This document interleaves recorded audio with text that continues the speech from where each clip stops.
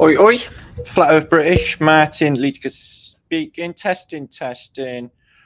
1, 2, 3. 1, 2, 3. 1, 2. Buckle my shoe. 3, 4. Knock at that door. I need to. I'm chest testing a.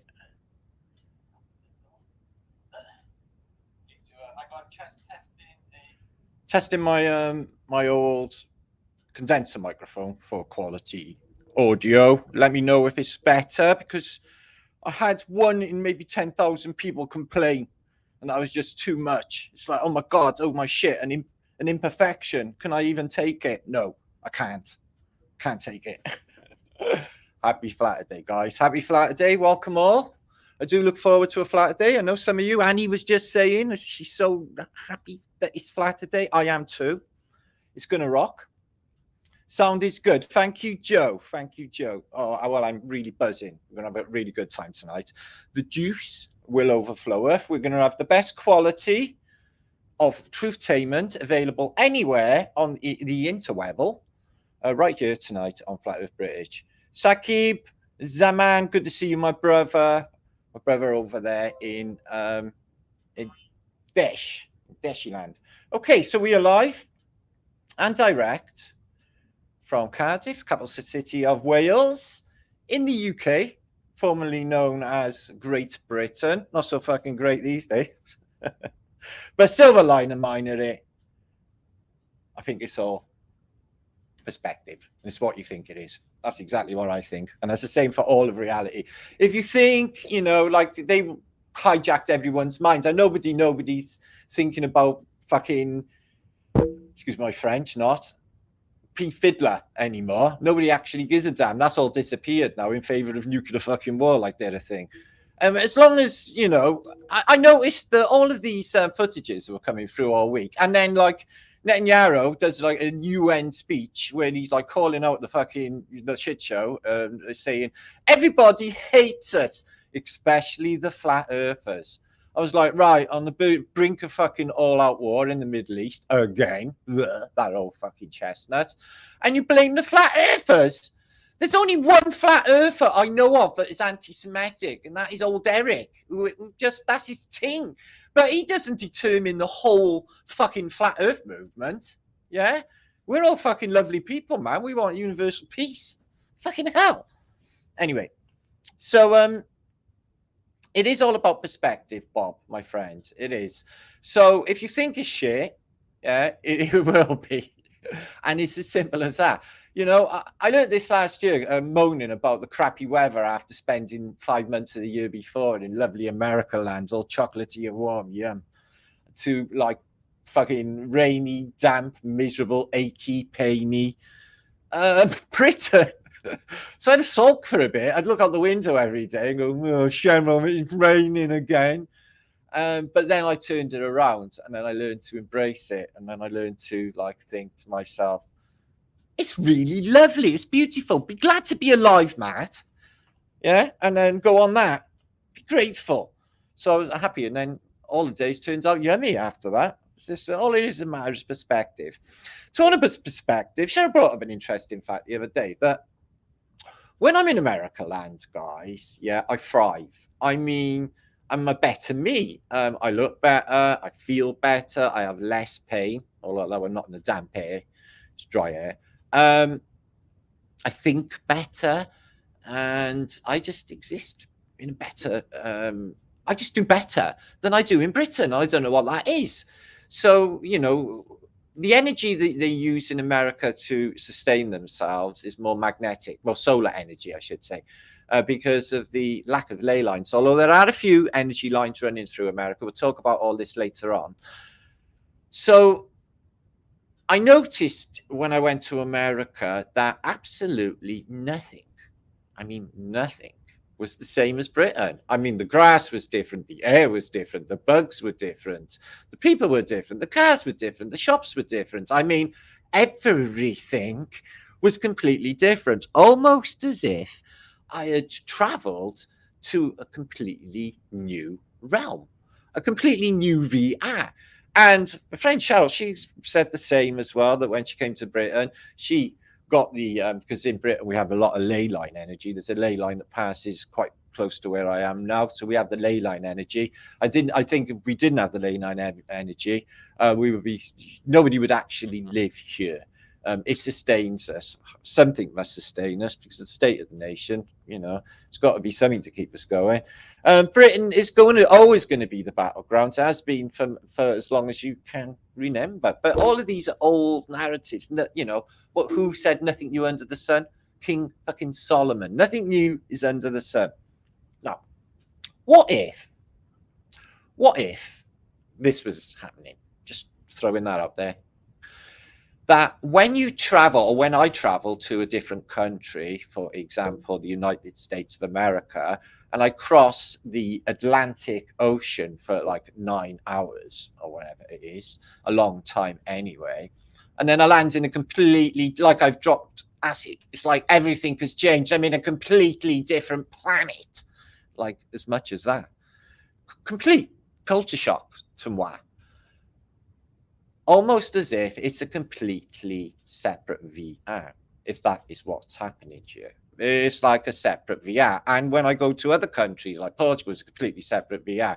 It's like, is that what's happening? You don't even aware of it on these flights. Like, rather than fly into your geographical location, the way quantum mechanics says that the way things, are determined through, collapse function of collapse. Maybe that is what's happening. It all gets rendered as we get closer, and then there's the coast of America, and then you got this brand spanking new VR. Maybe they're all just different VRs. No two countries are the fucking same. It's the weirdest thing going. It's just everything is completely different. So that could be something, and the realms or dimensions, which I definitely think Hollywood are trying to tell us with films like Ant-Man and Loki, with the TVA, these police that police the timelines. But somebody said to me, it said in the comments earlier, what happened to the face on the moon? That was the old realm. We're not in that anymore. We haven't been in that for quite some time. I was highly suspicious, thinking that we all got killed and that they were running this simulation, or whatever you want to call it. I think that's a bit of a misnomer, actually, with that word. But whatever this holographic quality, geometric, fractal universe thing is that we all witness, fucking weird as it is, have they been running that? Because to me, I think the perfection gives her away. A beautiful flower in a Tesco's car park. It's just, they overthought it. It's just really any need. And but then again, it's all perspective. Is any of it there until you actually perceive it? This is an energy saving system, guys. It doesn't need to render the fucking rest of it while I'm just sitting here. That'd be a whole load of world and realm just to render. I don't think it's there to actually communicate with it, or what they call quantum entanglement, whatever. Actually think about it. I definitely think the people in the Truva community are a lot more psychic than the other people out there. They are running, not to say anything detrimental about people or anything, but they are running on autopilot. And the people in the Truva community who have embraced an open mind to look at anything, any topic, and use their analytical thinking to see if there's an ounce of truth in any of it. Anyway, we're at school. We're learning together. I'm going to play teacher. I'm going to play Marticus. Now, if I was a teacher in school, this may be embarrassing to introduce myself as Herr Marticus von Wankhoff, which is actually a place, a stadium in Berlin, I think, Wankhoff. So today we're going to talk about gold. Gold does funny things to a man's soul. Gold. In the golden age of Tartaria, this period that went before us, whether or not it was post-reset, post-Vapor Canopy, but I definitely think, from all of the evidence I picked up over the years, that this realm had a lot more gold. Eldorado, city, the Montezuma city, these cities of gold, made of gold. And the cities of the old world of Tartaria had endless domes of glistening gold. But it was taken away, a lot of it. And the interior, we have a building here in Cardiff called Cardiff Castle. There's a room inside called the Arab Room, which is gold plated, beautiful Arabic style room, the Arabic Room. It's worth tens of millions. It's one of the most expensive things we have in Cardiff, is the Arab Room in Cardiff Castle, because it's gold. Now, I've long talked about the qualities of gold. I'm going to talk about some of the qualities of gold, but it is my recent understanding that, and I really suspected this when we talked about Electrum, covering all of the antiquity, the pyramids, obelisks, and all of these buildings, which I'm going to show you later when we're going to segue into that next bit, where we're going to talk about the nodes on the ley lines is where they build certain sacred and mystical sites. Now, I did this maybe 30 years ago, sat on the floor with an old map. We had maps back in the old days, and a ruler and a pencil with my friend Steve Whitty, RIP, where we marked out, the ley lines and the churches all lined up. I mean, from the churches here right away through Llandaff Cathedral, all the way north, all of the churches were all on ley lines. So they've been utilizing the ley lines. Now, what are the ley lines? Well, if you think of this aspects of what we're going to talk about, the gold, and think of this as a mechanical construct similar to the insides of a PC, a computer, if you just think of that, and the circuit board cities that we have been thinking about for time immemorial on Flat Earth British. So we're going to segue into that, the nodes and these buildings. And a clue that I think I picked up a day ago watching Alpha Vedic's channel. They had this guy on there called Randy, and he was talking about a connection with Antiquitech, gold, and holding this realm in place. He had some unbelievable thoughts that really sort of blew my mind, actually. So I'm going to tie all this together. Stick with me. There's going to be lots of beautiful images, lots to be shared. Comedy later. We got some movies of the weird realm we live in. I've got the oldest photographs, according to the internet, from 1857 of Egypt and Nubia. And it looks like a reset has just happened. And we're going to look at a really unbelievably interesting, actually. These ones are mind-blowing. Photographs of Paris, 1870. 1 year later, in 1871, the city is destroyed in the supposed Franco-Prussian War. Now, you want to see the city that is there. It's very synonymous to what happened with San Francisco, you know, before and after. What's bugging me about that narrative is the level of devastation in Paris for the supposed Franco-Prussian War. It looks like Berlin, and all of this was supposed to have happened in a short period of time with field cannon. Yeah, it looks like Berlin. I mean, all of the buildings are gutted, and then, you know, the exposition's in place, and all of these buildings miraculously rise from the ashes. It's just something is fucking going on. Okay, they're switching around the dates, so we're looking at one before the other along those lines, but it is definitely really, really trippy. So we're going to have a look at all of that later, but first we're going to talk about gold. Okay, this is really interesting. This is. So, Squirrel Snipers in the house. Let's give a few of you shouts. Welcome a few of you in. We got 327 of you just shit out of nowhere. Welcome. I hope my audio's a lot better. We're going to have a quality show tonight, and we're going to enjoy spending time together in this funky ass realm.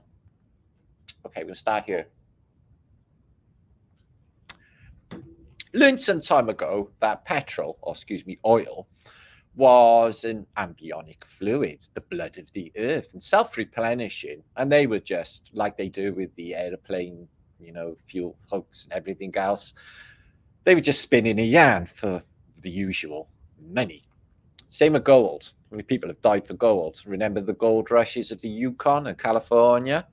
Well, they apparently depleted the Yukon, excuse me, and the California gold rush apparently depleted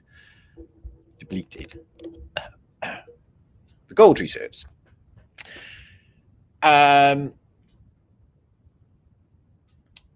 But it is my understanding, and this is a really big clue actually, and I think this is definitely a thing, I really do, from what I've looked into and researched. Now, this is a chunk, my chunk of bauxite. If you take a look at that,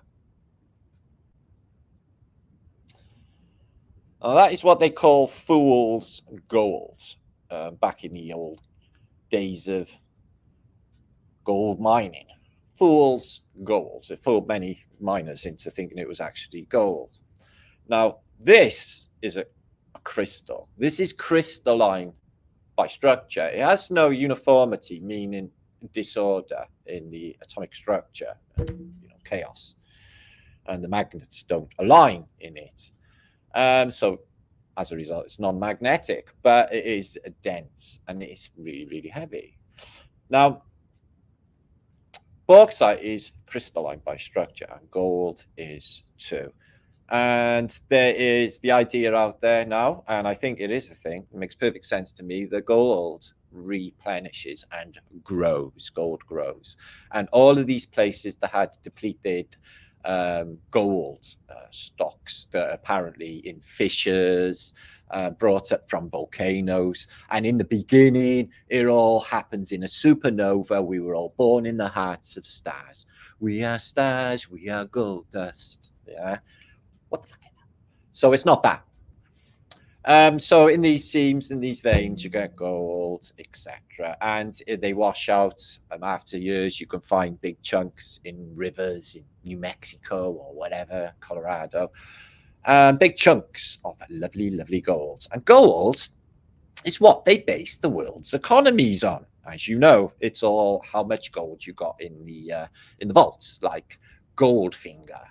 He's the man with the golden touch, and he wanted all the gold out of what's that bloody gold place that he Fort Knox. He was going to knock off Fort fucking Knox. Okay.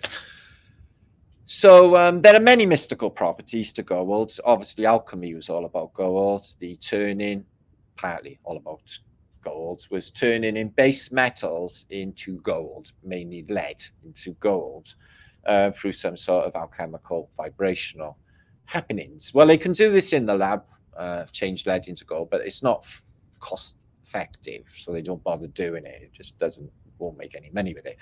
But they do say that they grow gold in the lab. An electrum, for example, is grown in the lab. Gold is grown, which I'll show you evidence of now. They admit it. They tell you in their bullshit narratives. Anyway, so I think it replenishes. Now, if you go back to Tartaria, I'll show you some evidence in this where a lot of the gold in the domes and the buildings and the interior of these glistening cities has been taken away. And all of this gold that they were gold mining, all of these hundreds of years through all of the, the gold prospectors, the 49ers, etc., where's all that gold? Where's the Nazi gold? Well, apparently Imelda Marcos, the Filipino, she had a load of Japanese gold, and that's where she got her fortune. So it's all about the gold. It was always about that, and the blood. The blood, line, and the gold. So there's certain properties to this gold, isn't there? There's a certain spooky, supernatural things that happen with the weight qualities, and it is indestructible. It cannot be destroyed, and it has electrical properties, electrical conductive properties. It's pretty good. The gold seems to be missing. To me, they say they've excavated X amount of Olympic-sized swimming pools since the start of dawn of time. Well, I don't think that's actually the case. And what about all the Asians? I'm going to show you some gold artifacts, the quality of the shit. Where is it all? According to the British narrative, the Saxons, for example, buried all of their gold underground. And it's supposed to be there today. It's almost like, if the others from outside this place that came and fucked up this place and still rule it and overlord it, had a thing for gold. Now, there is the narrative out there of the anarchy, okay? And they're supposed to be moseying on through one day soon. And they're going to say, "Have you got our gold, bitches? That's the total reason for your existence. Hand it over." And we'll be like, actually, no. But we did that little bit. Silver, not the same, apparently. Silver is apparently more valuable in reality, and silver does not naturally replenish and is... Time to get a shovel. I've got a pan out in the kitchen, gold prospecting pan. I got it off my son Lawrence. We tried to go prospecting in Ely River, but we found nothing. But there's a lot of gold in them. There's gold in their hills. And in Wales, we have the best quality Lady Di's ring. Don't know where. I didn't mean that in a rude way. Lady Di's ring was made of Welsh gold, and it's a very special, high quality goldage. We got loads of gold mines here in Wales. They should open up more, and gold is where it's at. I'd like to go gold panning. No, I really would like to go. I would like, you know, them little bubble gum bags we used to have. They had the little string on it. They used to have the little gold nuggets of bubble gum. Can you remember them? One of those bags, but full of gold dust, gold nuggets. I would love one of them. I used to think it as a kid with my little gold nugget bag swinging around thinking, I got some gold, man. I dug some gold out the river. That's what I used to think in my little trippy mountain head. I know.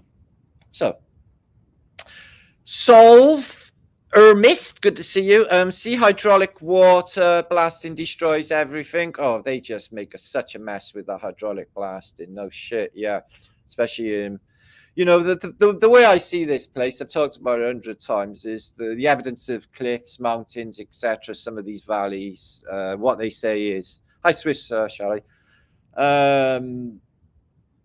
glacial deposits, etc. I really do think that this place was strip mines, and I think this place is all about strip mines. We're living on a mine, the whole thing. I think is a mine. I think that's what's been going on, and you know, I think we're just a slave class to these fuckers, you know. And anyway, the Gold War. So yeah, that we're gonna have to think about gold. That was a good film, Gold, than Gold Prospector, guys. I think. Lee Marvin was in. I love Lee Marvin. It's brilliant. Anything he's in. If he's in a film, you know it's going to be good. What's that, Mr. Razda Irie? There's a story that gold is where giants die. Well, they say it could be in the giant's blood as well. So that's another thing I talked about, was they could be filtering the dead. So I did a vlog and I worked out the mathematics, and it turns out that there was in 40,000 dead people, quarter ounce gold. So why waste the dead? The most is in the heart, the human heart, the most gold, and other precious metals, palladium, silver, all in us, iron. Not that that's precious. So that's why they say heart of gold, don't they? Mind you, they also say Jesus wants me for a sunbeam, like literally, fiber optic light in the fucking. It's all sort of dropping into place, really, for myself. It's just like, oh shit, I wouldn't claim to know what this place is, but I have seen stuff. Okay, so I know there's more going on. And like that giant UFO that disappeared in the split in the sky. So that's why I think. Not that I expect anyone to believe me, or I don't even care, because I just for my knowing in this place is that there is another place really close by, another realm, and I really do think that they are completely aware of us. I think maybe that's even where they go, and that's maybe even what's going on with some of the Antiquitech devices, is that they are going to these places. They are altering themselves into the altar, and they're getting inspired under the spire, and maybe they are leaving this place and they go into another VR You know, you might wake up every morning. You got to wake up. You got to download all the information and remember who you are, and what it is exactly you are, and what exactly you do. What is this place? Every single morning when you wake up, it's like you've had a reset overnight, and then you wake up and you're in a completely new place. Yeah, it's just absolutely crazy. Apparently, the northern lights are visible in Scotland tonight. Says, I've seen the northern lights in Scotland in a place called Banff, and it was really good. I stayed up all night with my toes in the sea. Donny Blanco, good to see you. The harvest of the gold from our waste sewerage works. So you can see that in that spooky, weird, pervy film, The Holy Mountain, where they do an alchemical process and they turn human excrement into gold.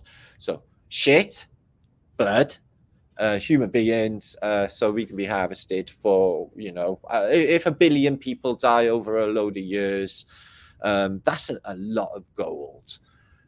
A lot of gold. So they could be doing that as well.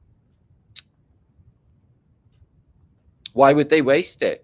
P is golden color, just like the sun, isn't it? Because of the gold content. Thank you for that, New York. Al Capone, good to see you. Love your work. Waste hose for biofuel. Okay. God, there's so many bullshit narratives running around at the moment. Not that I bother looking at any of it, but I just see it for what it is, and I just can't be bothered with any of it. It's just so stupid. Fucking don't have to either. Whatever. They tell all the people stories, and everyone's like, "Oh, it's all real." It's like, no. Even them attacks they said happened like last week. That's not fucking conclusive evidence. What? Flashing lights over in the distance looks like fireworks. That's nothing. I just don't believe anything they tell me on the news. A good reason. I 16 alpha. Sorry, what was that, Capone? Waste goes for biofuel. Look at your bill. Yeah, and in the IFS, the International Fake Station, they turn them into shit bricks, what they call them, little edible bricks. So they're eating poo and drinking pee. That's what astronauts do. They're a bit like that, astronauts. Hiya, Joe. Good to see you, Sweetness and Light.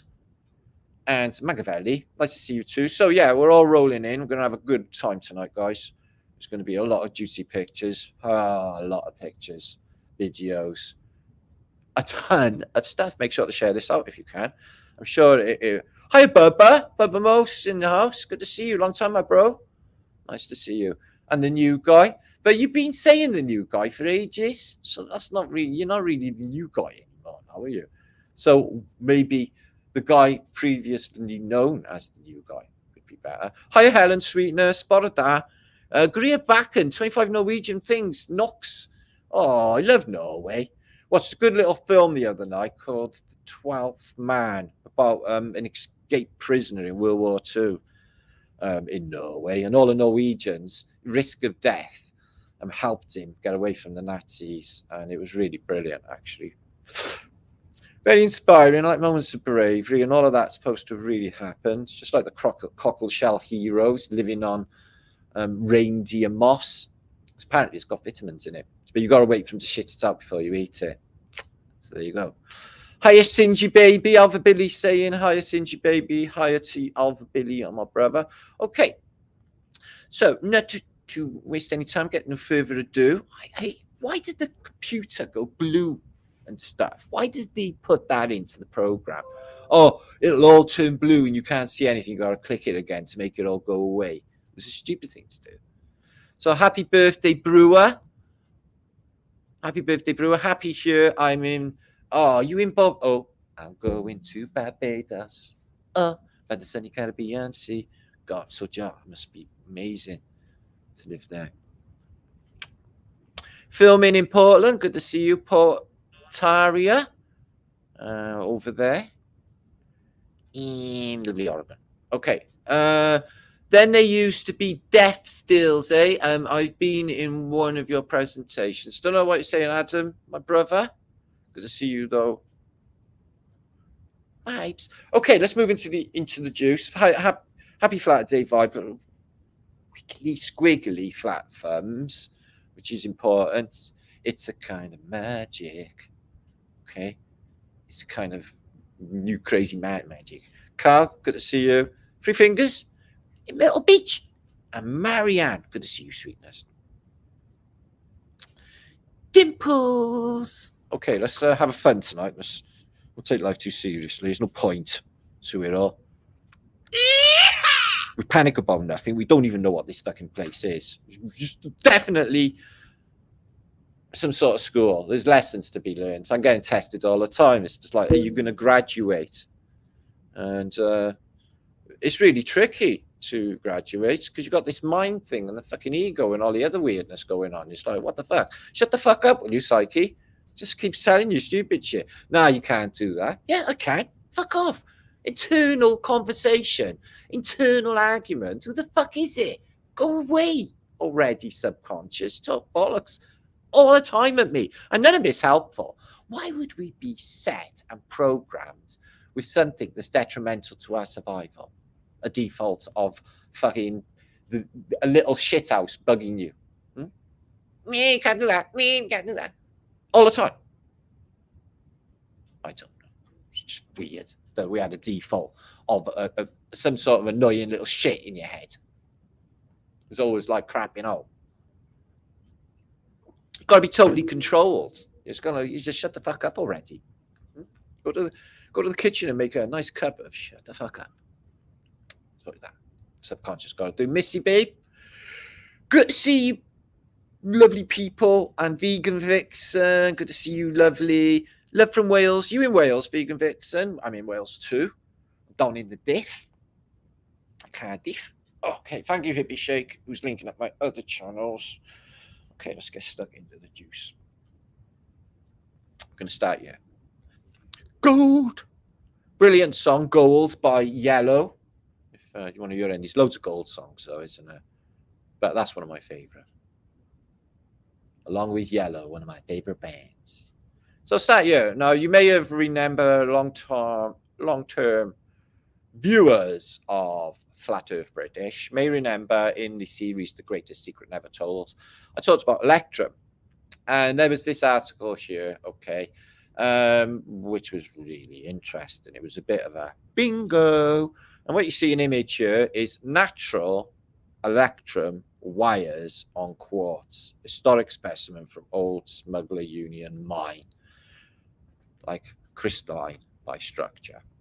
Electrum is a naturally occurring alloy of gold and silver with trace amounts of copper and other metals. It has been produced artificially and is often known as green gold. The ancient Greeks called it gold or white gold. Bear in mind monotonic gold as well, guys. And opposed to refined gold, its color ranges from pale yellow depending on the proportions of silver or gold. And if you get down to here, electrum was used as early as the 3rd millennium, whatever, Old Kingdom of Egypt, sometimes as an exterior coating on the pyramids and on top of ancient Egyptian pyramids and obelisks.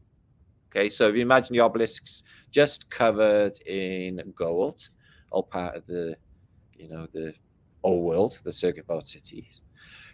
Drinking vessels, so that would be nice. The first coins were made of electrum in the 7th century, beginning of the 7th century. Medals were awarded, and the Nobel Prize as well is also gold-plated with green gold, which is electrum. Now, electrum is known to have really amazing conductive properties.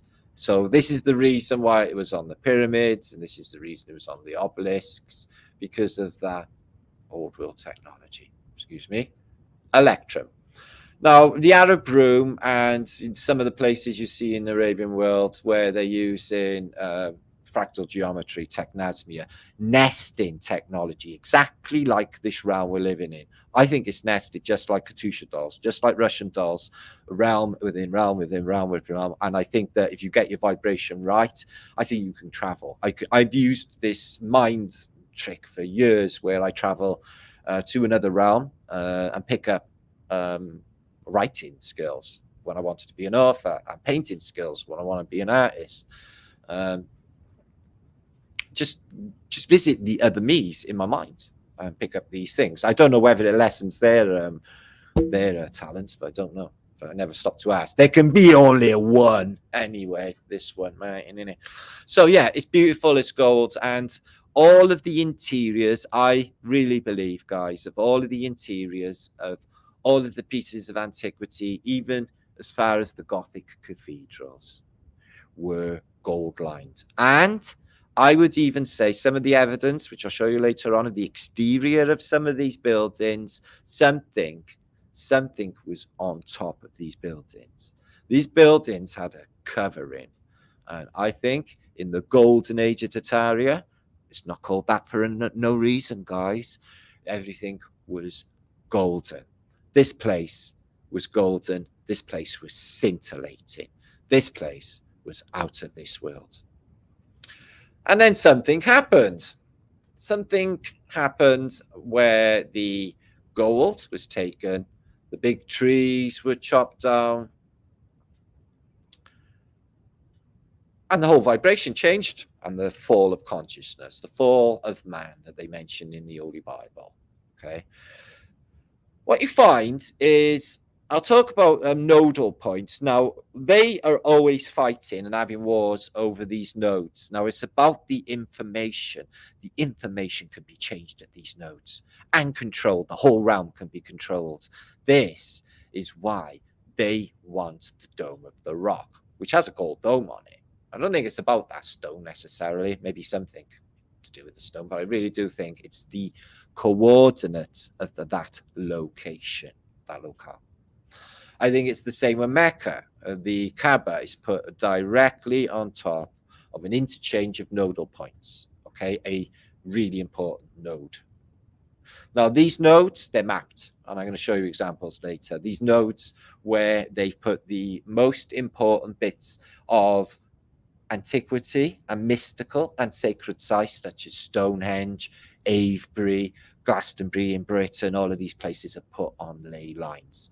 Now, what can they do when they've plugged into a ley line? You can see here under this dome all of these golden Buddhas. Now, in reality, if you had 10,000 golden Buddha or 10,000 Buddhas all chanting and all chanting a mantra, they would heal everything in this realm and everything in its locale. People would just be healed. If everyone could be just doing this once a day, the whole realm would be healed. Now, there's something weird going on with the Arab world. Now, I know they're feisty, and I know they got they like to have wars all the time, and they've got a religious indifference with one another, haven't they? But the most important pilgrimage for the Arabs, and it's the fastest growing religion on earth, is the Kaaba. And it's a cube, and it's covered in gold, believe it or not, or the coverings is, and there's gold inside it. And there's a door that goes underground. So there's an underground thing, there's a room inside, and there's a door by here that takes you down to underground cavities. There's all underground to do with this Kaaba. And the stone, which is supposed to be a meteor given to humanity by the Archangel Gabriel, is an onyx or is a meteor, whatever it is, it's all about that. This silver outlining is a vagina. Looks like a vagina. They did that on purpose. So they all go around this in this way, okay? Counterclockwise, round and round on the Taurus field, chanting on the Taurus field, and they go round and round their magic box, and they take control of that node. Another major node, Kiev. It's been an ancient node, a powerful node since time immemorial. And the war is all about Kiev. Kiev and Saudi want to be best buddies with Israel. They've done some sort, apparently their contract's getting a bit fucked up by all these attacks and all of that. But they have to fly, the Israelis, all the way across Saudi Arabia, unless they're going down the Red Sea, to bomb Yemen, because it's on the other side of Saudi Arabia. Anyway, so they've done a deal where they're going to open up all holiday destinations, and they're going to invest in AI and all of that. That's weird speech where Netanyahu, Obama, came out and called flat earthers, the trouble with all of humanity's woes. Anything that goes wrong, it's the bloody flat earthers. Scapegoats or what? Fucking hell. It's just so anyway, as you can see, it's all covered in gold leaf. But there's so they take control of that node. Now, what can they do? Well, like I mentioned earlier, I know it's only a saying, but quantum entanglement or psychic abilities. Now, what if one aspect could be the circuit board cities are made of gold that literally made for a scintillating realm where the whole vibration was up. Everybody lived for many, many years. So because of this amazing technology, these domes and minarets and onion domes and the gold resonators of antiquity, and you see these beautiful ones you see in Tartaria. Now, this again is a microcosm of the realm that we live in. The magnetic properties of the realm is you've got a Mount Meru and you've got a four angels. All of these torus fields and the main torus field and the inertia plane is even shown on the building. You know, they replicate the buildings to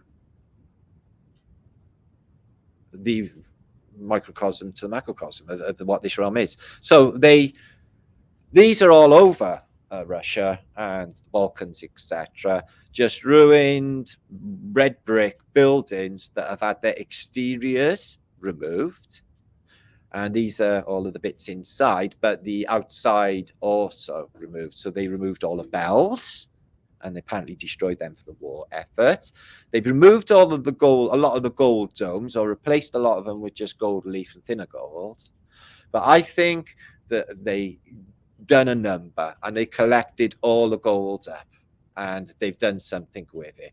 Maybe there is a narrative that the people outside of this realm need to spray atomic gold or gold dust to revitalize their environment, to keep them alive. And that is our sole purpose, is to exist, is to just get resources for them in another place, because this place has been strip mined.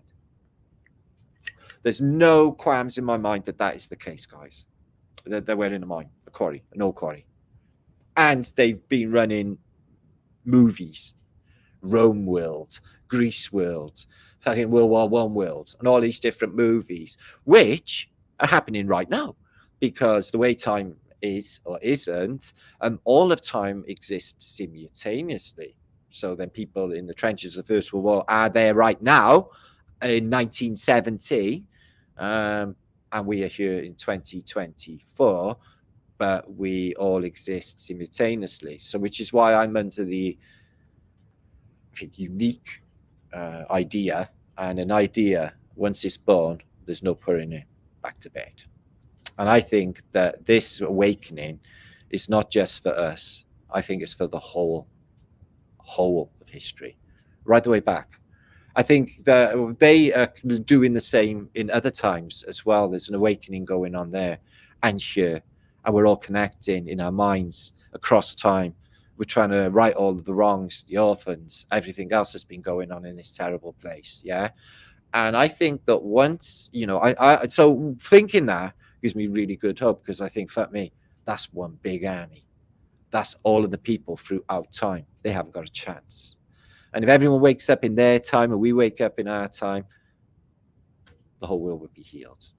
Great expositions, golden domes, and just unbelievable, beautiful technologies. I think this is what the world was. I think it all looked like the great expositions at some stage. Stupas and these sort of domed buildings, shrines, temples, whatever you want to call them, they have vibrational resonantial technology. These are antiquitech. Look at this here. And the prayer flags, also a technology, but covered in gold, and gold is part of the technology for that. And as well, in the past, I do believe that there would have been a more abundant amount of golden resonators in antiquitech. I think they were probably removed as well. You know, you see some of them on these pagodas, don't you? And these, which are not around too much now, so maybe some in the Arab world. Seen some in Mecca. But they seem to be removed. So I think there's just been like they just come in, they've cleared the gold. Look at this. This is such an interesting photograph, and this is why. Now, I just mentioned the geometry that has been replicated in buildings. Well, you can see that this stupa is on what looks like a star fort. But when I looked at it and I seen it, I was like, whoa. So the center bit is nested, and this is nested and it's coming out fractally, almost as if, you know, if this was made out of paper, you'd be able to fold it all the way into a cube. This is the technology of what the old world was, this fractal geometry, this, you know, this nesting technology, capable of unbelievable technology, actually, these implosion technologies, not the technologies of today, guys. But it's all about information, as you see. And that's what this place is. It's just information. So if you go to a nodal point, for example, a great cathedral, Cologne, for example, okay, you get under the Golden Dome, whatever. Excuse me. And these stupas are just basically upside down bells, aren't they? So anyway, you go back into the churches, and I think at some stages, you know, they all seem to be like stripped out themselves. I bet you there was a ton of gold happening in churches in the past. And in this world, this whole world, I think, was golden. Look at it. And this sort of golden technology as well. Spark plug, or part of circuit board cities. Golden temples. And golden ships and golden temples. So yeah, the nesting, I think, is what's going on with reality. So if you think of coordinates, guys, okay, so for the example, the Dome of the Rock, what all the shit's about, yeah, and it's in biblical prophecy and everything else. They want the Dome of the fucking Rock. Why? Because of its coordinates. So why would the coordinates be so important? Well, think of the coordinates as your IP address. In fact, your IP address and your coordinates, you know, most of us have got our phones, haven't we? So they know where your coordinates are most of the time, especially with your locator on, even anyway, generally. So if, for example, you have a specific human being who has specific gifts, who is put on one of these coordinates, one of these nodes, okay, and then they do their business. They think outwardly, and that will happen. Okay. First, though, they have to get rid of the memory from before. And how do you do that? You smudge. Sage is known to cleanse the environment. Sage is known as a psychedelic properties, but sage is known to change the information. And what it does is any memory, like any fucking weirdos that came in your house accidentally, you didn't want fucking put in their tainted weirdness all over your house, then you smudge it and all of their crazy buzz disappears, doesn't it? Yeah, I smudge every time, like even if an electrician comes to fix something in my flat, I'll smudge in case they got any weirdness attached to them, so that I got my nice cleansed environment for me spiritually. Churches, they have incense, and they weigh these incense, and these do exactly the same. They change the information, and I think that's what's going on, guys. I think that they hacked the realm. I think that they changed the information and they made it this, you know, mind it. I can't even imagine how fantastic this place was, and it can be and will be again. It will be again. Because you've got to see it. You've got to see it in your mind, and then it will be. Angkor Wat, interesting name. What, isn't it? Like electricity. Amazingly vast places, you know, in Cambodia, but also the same as a processor. We've talked about this for many years now. And here's some AI images of golden cities. There are many, although I find it spooky watching AI generated images, there's a load of steampunk ones. They have sexy birds on them, so that's a plus. But they are non-humans, so it's a bit weird. But they show steampunk, man. They show Tartaria with air balloons and all of it going on, and it looks exactly like Tartaria. And I'm like, whoa, cities of gold. Eldorado, apparently, was made of gold. The entire city. Shangri-La, cities underground, made of pure gold. Can you imagine? Imagine how strong it would be. Like this. So how do we know that they weren't lined? And there's just been some big, like by the Phoenicians or whoever came, took the gold, took it off to the other side of the ice wall, to where Club Tropicana is, and they take all of this gold and they do whatever it is that they do with it. This is in a church in in a museum in India, and it's an example of what existed, and it was a massive golden complex. It doesn't exist anymore, but they have got a model of what it looked like in the ancient world, an entire city made of solid gold. So where'd the gold go?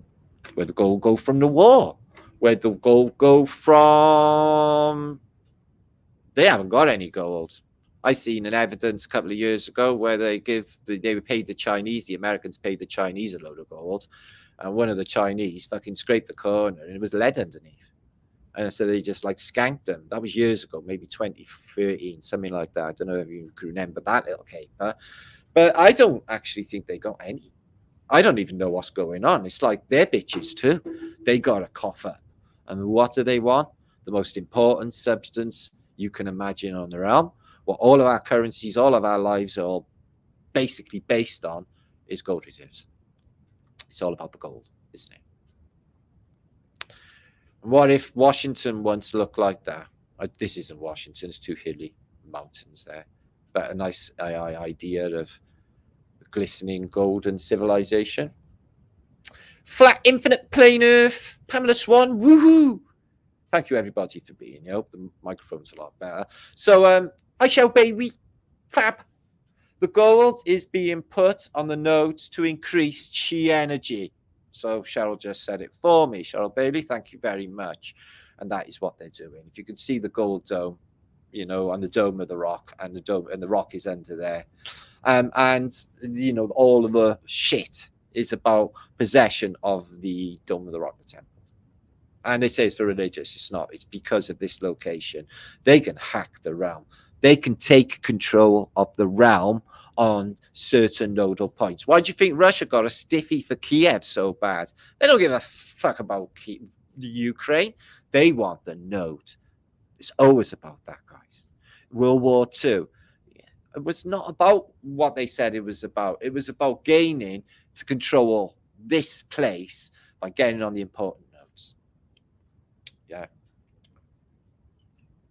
Jerusalem was known in the past as the Golden City. Apparently, there are some depictions. This is one. It was a city of golden domes, and not just the Dome of the Rock. It was called the Golden City. So even Jerusalem apparently was the Golden City. So gold in them their hills. So they give us Stone Age, Bronze Age, etc. for our narratives, don't they? But I think it was Gold Age is what I think. It was the Gold Age. And then something happened, and because bronze has similar looking qualities to gold, they went into the Bronze Age, and that brought in the importance of copper, tin, etc. Brit tin and the mining of tin, which is another thing that scarred the landscape like you wouldn't believe. So there's that. So they mix like this Vajra science. You see these upside down half Vajra, you know, reaching up. And yeah, these if you go into these temples, I just, it's blowing my mind to think about the possibilities, guys. It really is. If you have the knowledge, the vibration, you get into one of these golden dome buildings on a certain node, yeah, the world's your oyster, like literally. And they know it. We can't let evil people do that. That's for definite. Because that's why how many people say, oh no, Satan's in charge of the realm, everything's evil, and all of the normies are really fucking nuts and evil. Yeah, the normies are nuts and evil, but have they done it themselves? Or is it just social conditioning and social engineering? Yeah, it's that, isn't it? They didn't start out like that, did they? They just, some people are not as I was going to say weaker than others, but what I really mean is they're not as spiritually evolved as others. You go through lifetime and lifetime, you pick up these bits, you get to here, and you're like, hang on, I think I'm fucking getting it now. You get me? But with them, they have got a long way to go. A long way of looping and not learning shit because they just watch television. Tutankhamun's mask. What a thing of wonder, apparently from the ancient world. Solid gold, ancient, but it hasn't tarnished one day since it was made. And then you got to think about founding, making gold items and the difficulty included in that. Some people say this is a Mandela effect, the cobra, the two snakes on the top of Tutankhamun's hat. I'm afraid that I remember two, so it must be different realms for some of us guys, because I definitely remember two in my head, but some people remember differently. So, Super Trooper, this is what they look like in space. They're really sexy in space. What are you laughing for, Squirrel? That's your girlfriend. Goldfinger, he's the man with the Midas touch. But don't touch my crutch. Right, now this is Goldfinger, obviously an awesome film, James Bond, Ursula Undress, coming up with a C. That's the best part. And this part, when she's on the bed. Now, what was supposed to have happened is supposed to have left a little bit of paint off by there so her skin could breathe, but they didn't. They painted her over and she basically died. But she's made of gold. Goldfinger. A bit naughty, isn't it? Yup. Some of the orbs, the royal carriages, the royal scepters, the royal crowns are made of solid gold and diamonds. Bet that weighs a bit, and I bet it costs a bit too, especially with gold up to $2,000 plus an ounce at the moment. It's like doubled. So the cross, the holy quaff, doesn't only fold up into a cube, but it can fold up into a ball as well. Interesting nesting again, isn't it? Oh, so here's a monkey, okay, and he's basically doing that thing that they all do. It's just like sort of dominated power trade with their fingers. Baphomet does the same. They're all doing the same thing. It's like signals and signs. Yeah, keep your hands down. Stop signaling and sighing. So another thing they did in Hellenistic artworks was gold panels and gold artworks. I'm guessing you could, if you get it thin enough, hammer it over maybe something stone, a bit like brass rubbing. Don't know if any of you have ever done brass rubbing. I have in churches. The thumbnail of my last video, the one before last, I showed this woman was like a chicken body with a woman's head, and you got it again, yeah. But this is in Vader, some sort of. I was not going to say that's an attractive face, but it's probably, it's probably beautiful on the inside. Says Jeffrey Dahmer. And this is part of the Sutton Hoo hoard, biggest gold hoard in British antiquities history, where they found a load of Saxon gold buried, belonging to a king. Only the gold with this was of a purest quality, and the workmanship was second to none. For this Celtic banding and apparently Saxon, but I don't think so. I don't think the whole narrative that fits. And lectors in churches and panels are now brass. Were they always brass? The golden eagle. They call it a golden eagle. So yeah, monotonic gold, the properties of that, have often been spoken about in the truther community. It's quite mind-blowing. Some of the things that happen with gold, it's a miracle substance. It's spooky substance. Basically obeys none of the rules of apparent chemistry. So there's something going on with that, or metallurgy. So they do artworks in antiquity to that extent, but they know it's a technology. See, I was told that men wearing gold, it's not good for them. Lots of gold. I'm not so sure. I don't know. I don't know what the evidence for that is. So yeah, here's a Buddha, and he's inside. There's a skeleton of a man, as you can see. As I covered in my last post.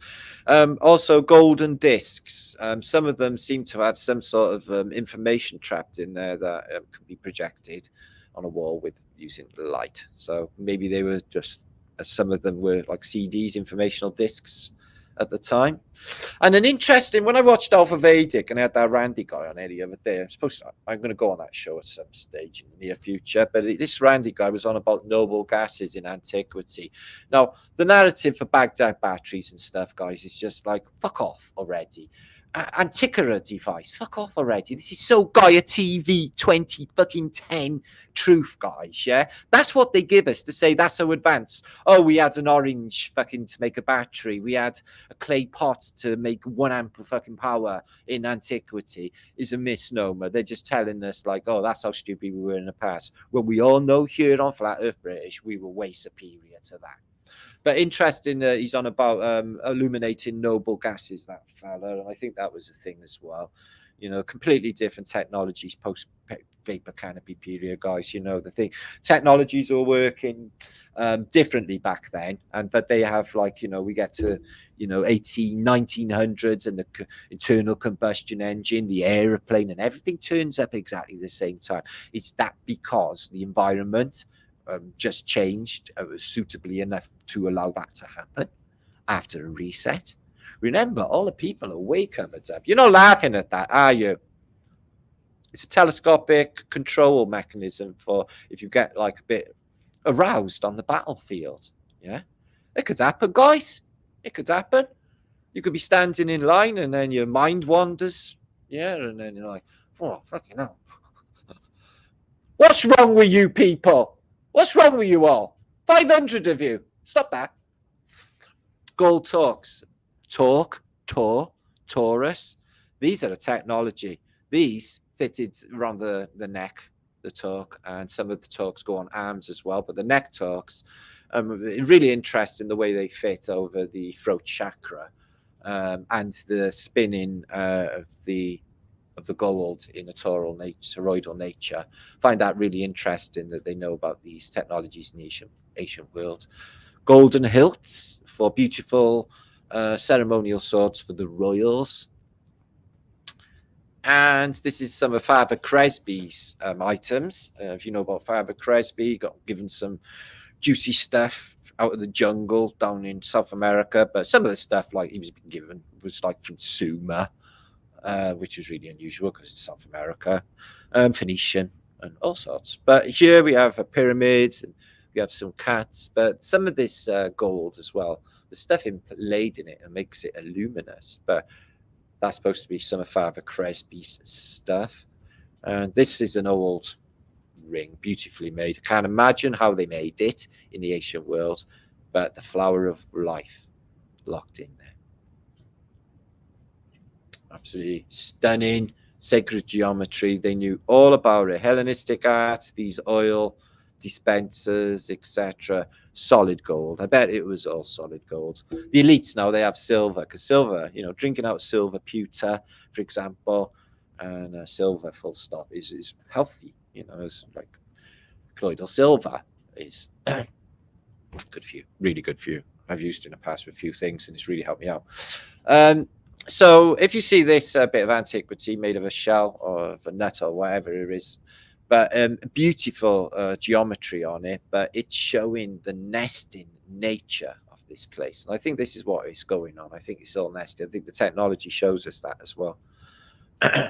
Solid gold maze, don't know what it is, but it looks like it should be plugged in somewhere from antiquity.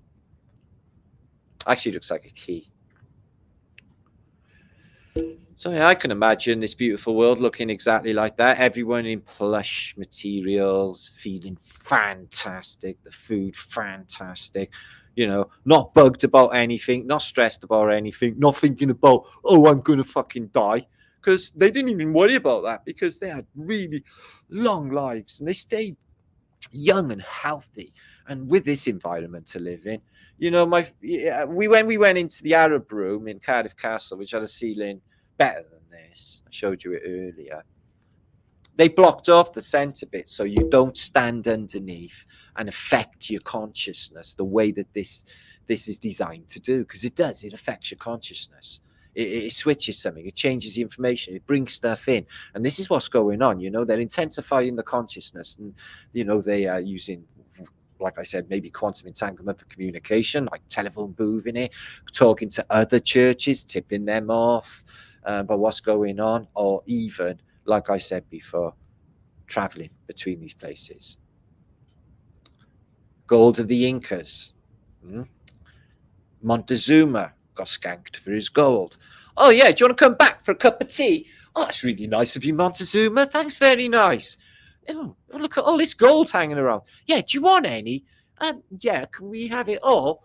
Well, I don't want to give you it all. Yeah, well, if you don't give it all, we're going to execute you, all your ancestors, all of these pretty women all looking around right now. So he's like, all right, take all the fucking gold then. Bleh. So that's the story of Montezuma, the alternative version. So gold, a beautiful gold head. I can imagine how heavy that is from the ancient world. Ancient, classical, Hellenistic gold coins. And a bat with lazurite and gold. So even lapis, I got told that if it was ground into dust, has incredible properties. Somebody told, I read about it, and somebody mentioned it. I was like, oh, I wonder how much lapis you'd actually need, because it's all over antiquity, and there's got to be a reason for it. I think it's got properties. Gold's got properties, health properties. When I was in the Merchant Navy, I brought back a bottle of Goldwasser from Germany, and it was basically like a vodka liqueur thing, or a liqueur, and with gold flake in it, and you drank it, and it said that it was good for you. I think so. It was all in German, hence Goldwasser. So there's Bacchus, got some diamond dies, but he's got a golden head, and the Gorgon. Yeah, you turn to stone if you look at her. She got cursed. She did. So yeah, gold in the. Oh, sorry, I got. As you can see, the Vajra science. She's got a Vajra and a Vajra there with a bell on the end. They know all about the vibrational qualities. Better their place was just scintillating. Bing! Oh, yang, yang, yang, yang, yang. Hey, God, what do you think of the show so far? Yeah, it's all right, man. You like it? Yeah, you're doing all right. Oh, I love you, God. You're all right. Nice bit of gold you got going on. Yeah, it's wicked. Can I have some? No. Please? No. Okay, thanks, God. See you later. God, he always pops in to check on Flat Earth British, seeing how we're progressing, seeing if we're being good boys and girls. Yeah, right. Yeah, right, God. Trying. Your rules are just so crap. So that goes on the arm. So that would look amazing on the arm. Don't wear gold arm talks anymore, do we? I wonder what they would make you feel like. Conical shell. Now, if you've seen the torus fields in the conical shell, it looks a little bit like the human heart torus field. It is just absolutely amazing. Looking in the inside of a conical shell just shows me that this place has been intelligently designed. The maths that goes into it is incredible, and the sound as well. But there's one made of solid gold, or coated in solid gold. So yeah, they strip mined this place to fuck for the gold. As you know, they're not really too worried about in third world people's health or well-being, or the lands, because some of these, copper mines just detoxify the land forever. Some of these oil places, like open cast in Athabasca in Canada, oh my God, it looks like Armageddon. Open cast mining, exactly the same, and gold mining in such a vast, and a lot of people suffer to get that gold. They really, really do. Reliquaries also, as well as the royals, also have to be covered in gold, jewels. Some of the old saints and reliquaries in churches. The Egyptians, they had a massive stiffy for gold. Look at all of this. Unbelievable workmanship. Can't imagine how they manufactured it with all of these jewels. And I wonder what the significance of the beetle, this scarab, was, outside of it having, maglev qualities in its hairs. Cover yourself in a load of beetle juice and then you can fly. Scarab beetles. That's rather beautiful. And this is some of the quality they would have come out with in the past. There's a nice mer lady on a beautiful brown vase. Unbelievable qualities. Ancient, apparently from the Roman world, they managed to trap a three-dimensional image of a person in a gold ring.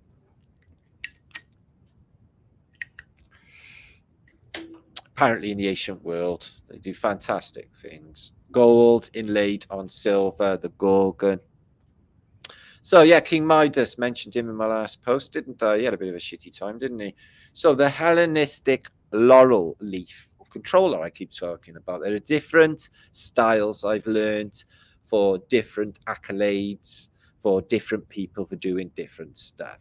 You get these around the UN or the WHO, or all of these organizations have a laurel leaf, and they are made of gold in the ancient world, and they are to opposing torus fields. It's part of the Sutton Hoo hoard. Apparently Saxon, so that quality. It doesn't go with the way they say the Saxons were living, in their stone hovelly dwellings, and then they're making fantastic quality items such as that. So yeah, do you think they got all the gold like that? Because I never ever seen any of that. Not really. Apparently in the vaults, and then you got all the narrative for the Brinks Mac job.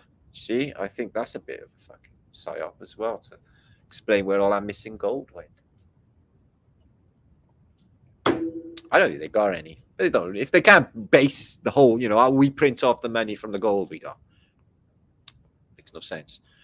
Gold technology on headwear. See these springs like little aerials? So there is definitely some properties in gold that we are unaware of, or I am unaware of, that are more important than we realize, which is why the big deal.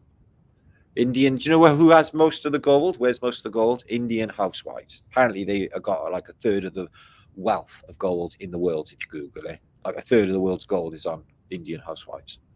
I sort of believe that, really. They're covered, aren't they? Look at this for quality. It's like protruding out as well. Shields, medals, all made of gold. Look at that. Makes you wonder how they managed to actually make these things, guys. I know India, darling. How's it going, love? Hope everything's all right with you. India Wilson, Holistic Media in the house. Books. There's books as well in antiquity which are made of gold-paged books. There's got to be more to that than meets the eye. Why they would build or make books out of gold. This one's copper, this one's gold. And the Egyptians. So Tutankhamun, this is Tutankhamun's. He took a load of gold with him to the afterlife. And this was Tutankhamun's favorite little toy thing that he took into the afterlife with him. Really strange, but there you go. And more talks, Saxon talks. These would go around the neck, and as in some cases they go around the arm as well, arm talk. But the name as well, Taurus. Funny little Phoenician man made out of gold. Here's the Phoenicians themselves on a raft made out of solid gold. And just some strange Coptic looking thing. A bit Klimt-esque. Is Klimt-esque a word? Probably. A Klimt-esque word. Another lady in gold. And, this could have been the situation, is they were covered in gold as well. Some of the statues you see have gold leaf on them and still there today. So how do you know that they weren't there? All of the statues were covered in gold. Was the book hiding ZYX?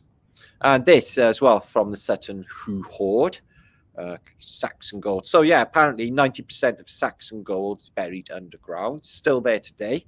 So you can get some metal detectors that can detect gold. So I wouldn't mind getting a metal detector one day and go metal detecting. Look, the thing is declaring it. If you declare it, they just skank it off you. You get fuck all. Especially if it's not your land. So you gotta like, if you own your land and you found it on your land, it's different. Because it's just gold leaf type, you know, the thinness on that and the delicacy just boggles my mind. Because you know how gold starts, a big fucking chunk. The gold serpent, gold rings. She's got a silver, don't know. Looks dangerous though. Wouldn't clean my ears with that, for example. So yeah, they used a lot of gold in antiquity, didn't they, guys? In currency, even you can get gold coins now, but they cost a lot of money. Ounce of gold, gold shields. So these are all in private collections, a lot of them. So the narrative for the Golden Fleece. So I love Jason and the Argonauts, one of my favorite films, but they went for the Golden Fleece. So some people say, oh yeah, they put a fleece in a slipway, and then when the water runs, the fleece itself captures the grains of gold in the river water, which sort of makes sense. But would you go to the ends of the earth, four corners of the earth, go through all of those trials to just get something that can collect gold at the end? No, there's more to it. There's more to that fleece as well. So yeah, Mesoamericans crazy for gold. Montezuma. What about this gold suit? Wonder what it'd do. Yeah, Mr. Brushman, the gold brush suit. Fun to wear, especially if you walk down the street with it, as long as you don't hug anyone. But if you walk through the streets of London, somebody would try robbing you, wouldn't they? Yeah, bro, is that not gold?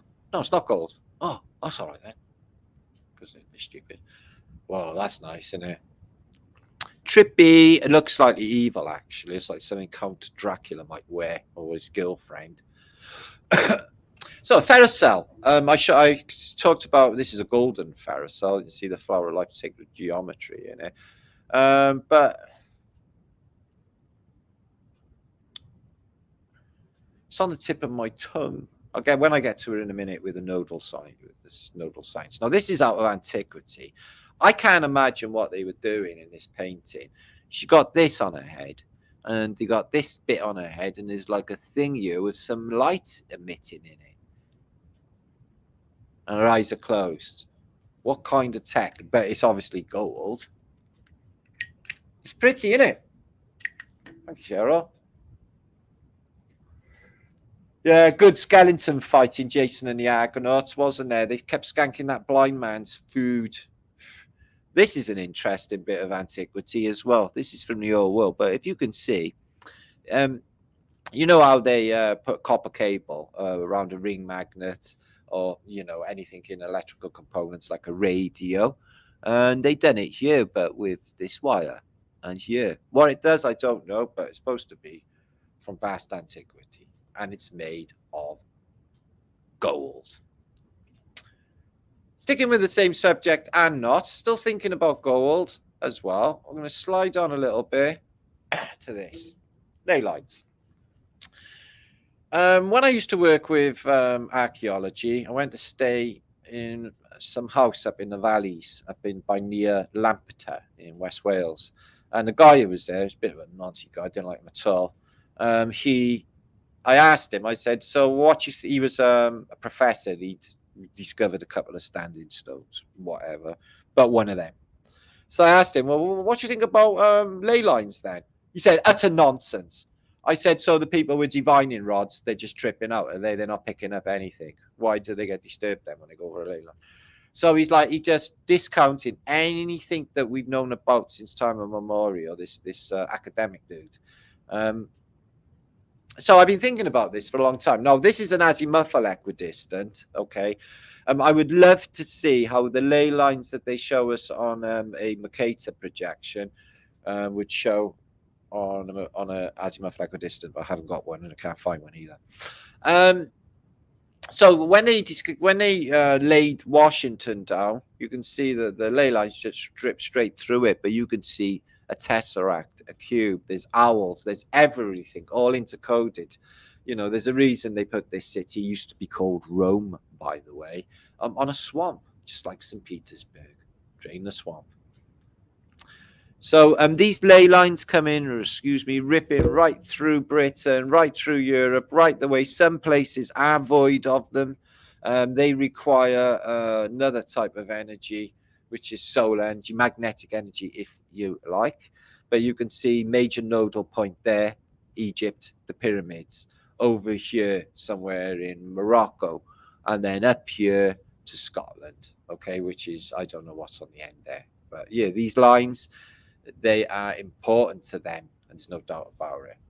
Unbelievable. The major nodes that rips through North Carolina and South Carolina. Cheryl's been there. She said it blew her mind out. And they just had that terrible storm there. The first in recorded fucking history. What is going on? But that major node there, right off of the panhandle of Florida, is a biggie. It's a major node. And this node, okay, which is where they got apparently the Bermuda Triangle, rips straight through Houston. It follows the exact route of Route 66, guys. Highway 40, west all the way to San Diego. So San Diego is a main node. That would be why the Americans keep all of their naval ships there, isn't it? It's the biggest naval base probably in the world, in San Diego, because it's on a important node. And I bet there are a load of important bits of antiquity on all of the nodes and all of the ley lines that come off the main nodes. It's like the World Wide Web.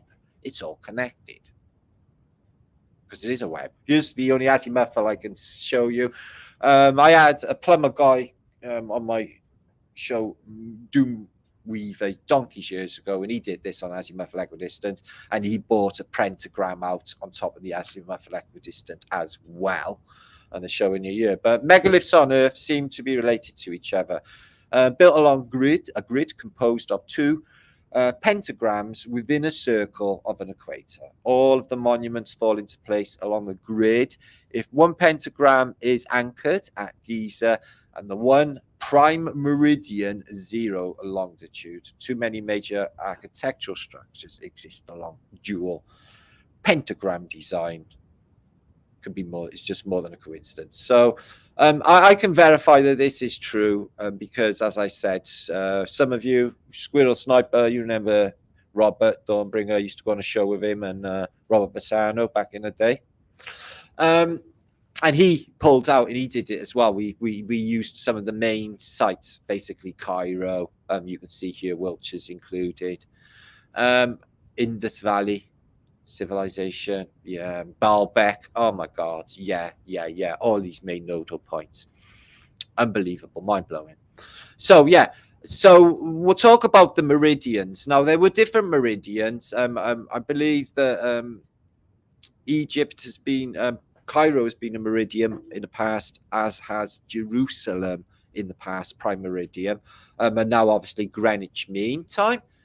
Since the early 1800s as being 0 for the longitude and latitude, which there is a big issue with, guys. Longitude lines and latitude lines, especially when they get up to apparently the top of the ball and they get smaller, then they're supposed to be still occupying the same amount of mileage inside of them triangles. Yeah, when they get to the top of their globe, they reduce in size. It's just mind-blowing when you learn that. So yeah, this is in the Welsh valleys. You can see the ley lines is just ripped right across, and there's a main node. But they've marked out these key nodal points where there are stone circles, and there's many stone circles in Britain. So there's your main nodes. You may find that you live on one of these main nodal points or on a ley line. You can see one ripped straight through Washington. straight through New York City, straight through Philly, straight through San Diego. You know, these main places, Baton Rouge down here, you see. So when they are at these junctures, these places where they cross over, yeah, that's when they take control of the grid, and they can put information, change information, and like Dark City, change our reality. I think they're shifting the reality. Guys, I woke up about a fucking week ago. I went outside. I was like, uh-oh, they've changed it again. It was a completely different VR. I was like, oh, fuck. Everything had changed, except me. Bahama Triangle, yeah, Allurana. Excuse me if I pronounced that wrong properly. She's electric. She got a family full of eccentrics. So Glastonbury Tor, one of the main St Michael's crossing point, and I live South Wales here. There's one that goes right through Newport, one just south of here where I live. So I can sustain on that energy and that ley line energy. But you get to these. So I did a tour 2 years ago where I went to all of the important, a lot of important places. Torquay Abbey, Glastonbury Tor, Bath, Lincoln, and we did a ceremony at each one trying to cleanse the ley line. Only I didn't know shit about cleansing ley lines, to be honest with you. There's a lot of witchery going on, and I think it all went to shit because each ley line that I went to cleanse, I got iller and I got iller. And then the last ley line on the itinerary was going to be the main juicy ley line in Scotland, a certain abbey. So I thought I won't even get there, I'll be dead because I was getting so ill. So on the old maps, they don't obviously use Greenwich Mean Time, longitudes and latitude, all that came later. But in the old maps here, you can see you get an abundance of lines which are nothing to do with longitude, latitude, or astronomical readings, because they are all haphazard. But what they do is they meet at these nodes, and these nodes on these maps can be compared to those nodes on their maps that I just showed you. And then you get these big geometric patterns here and here, just in certain places. And I think they're on different maps as well. They're showing you the nodes on different maps. Do you see? Are they all interchanged? And it's just the World Wide Web, they call it, don't they, guys? The internet. This is South America. You can see Patagonia, and it is connected to something down here with green mountains, interestingly. But yeah, these geometric patterns are absolutely beautiful, but I definitely think that's what they're doing. Tierra del Fuego. And look at these buildings in Patagonia, guys. These big old, in South America, these big old British, or excuse me, European-looking castles. You know, that's not supposed to be there. Anyway, and there's the Tropic of Capricorn. There's a node just below there. Excuse me, these things. Fleur-de-lis is not necessarily pointing north either. I think the world is upside down, is what I think. I'll show you something a bit later, which could blow your mind when you see it. An antiquity find. Got a few mind blows later in images of the day. Got a lot of mind blows in this, guys. So make sure if you are in the chat, I've just coming up to 600 of you. If you could share this out, it is a shareable video, and get a more diverse audience over, and all new people to come and see where it's happening and where it's at on YouTube and where the good vibes are. And we all learn together, because look at this confusion and clusterfuck of lines, guys. So they use ley lines on old maps, guys. And then they build these buildings, these important buildings on the nodal points.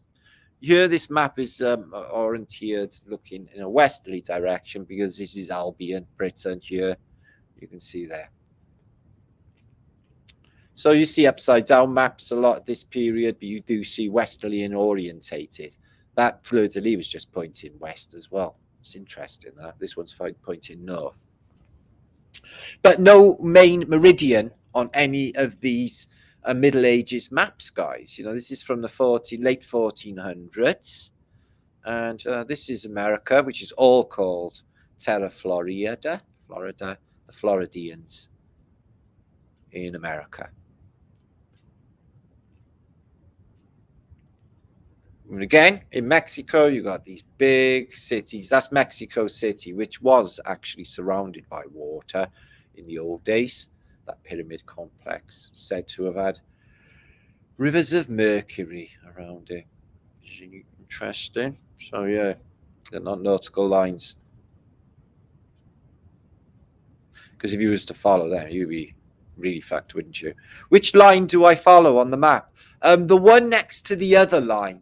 Okay. The 16th line in from the left. The 16th line in from the left. Okay. Should get there all right then. Wouldn't work, would it? So look at this for Asia. India.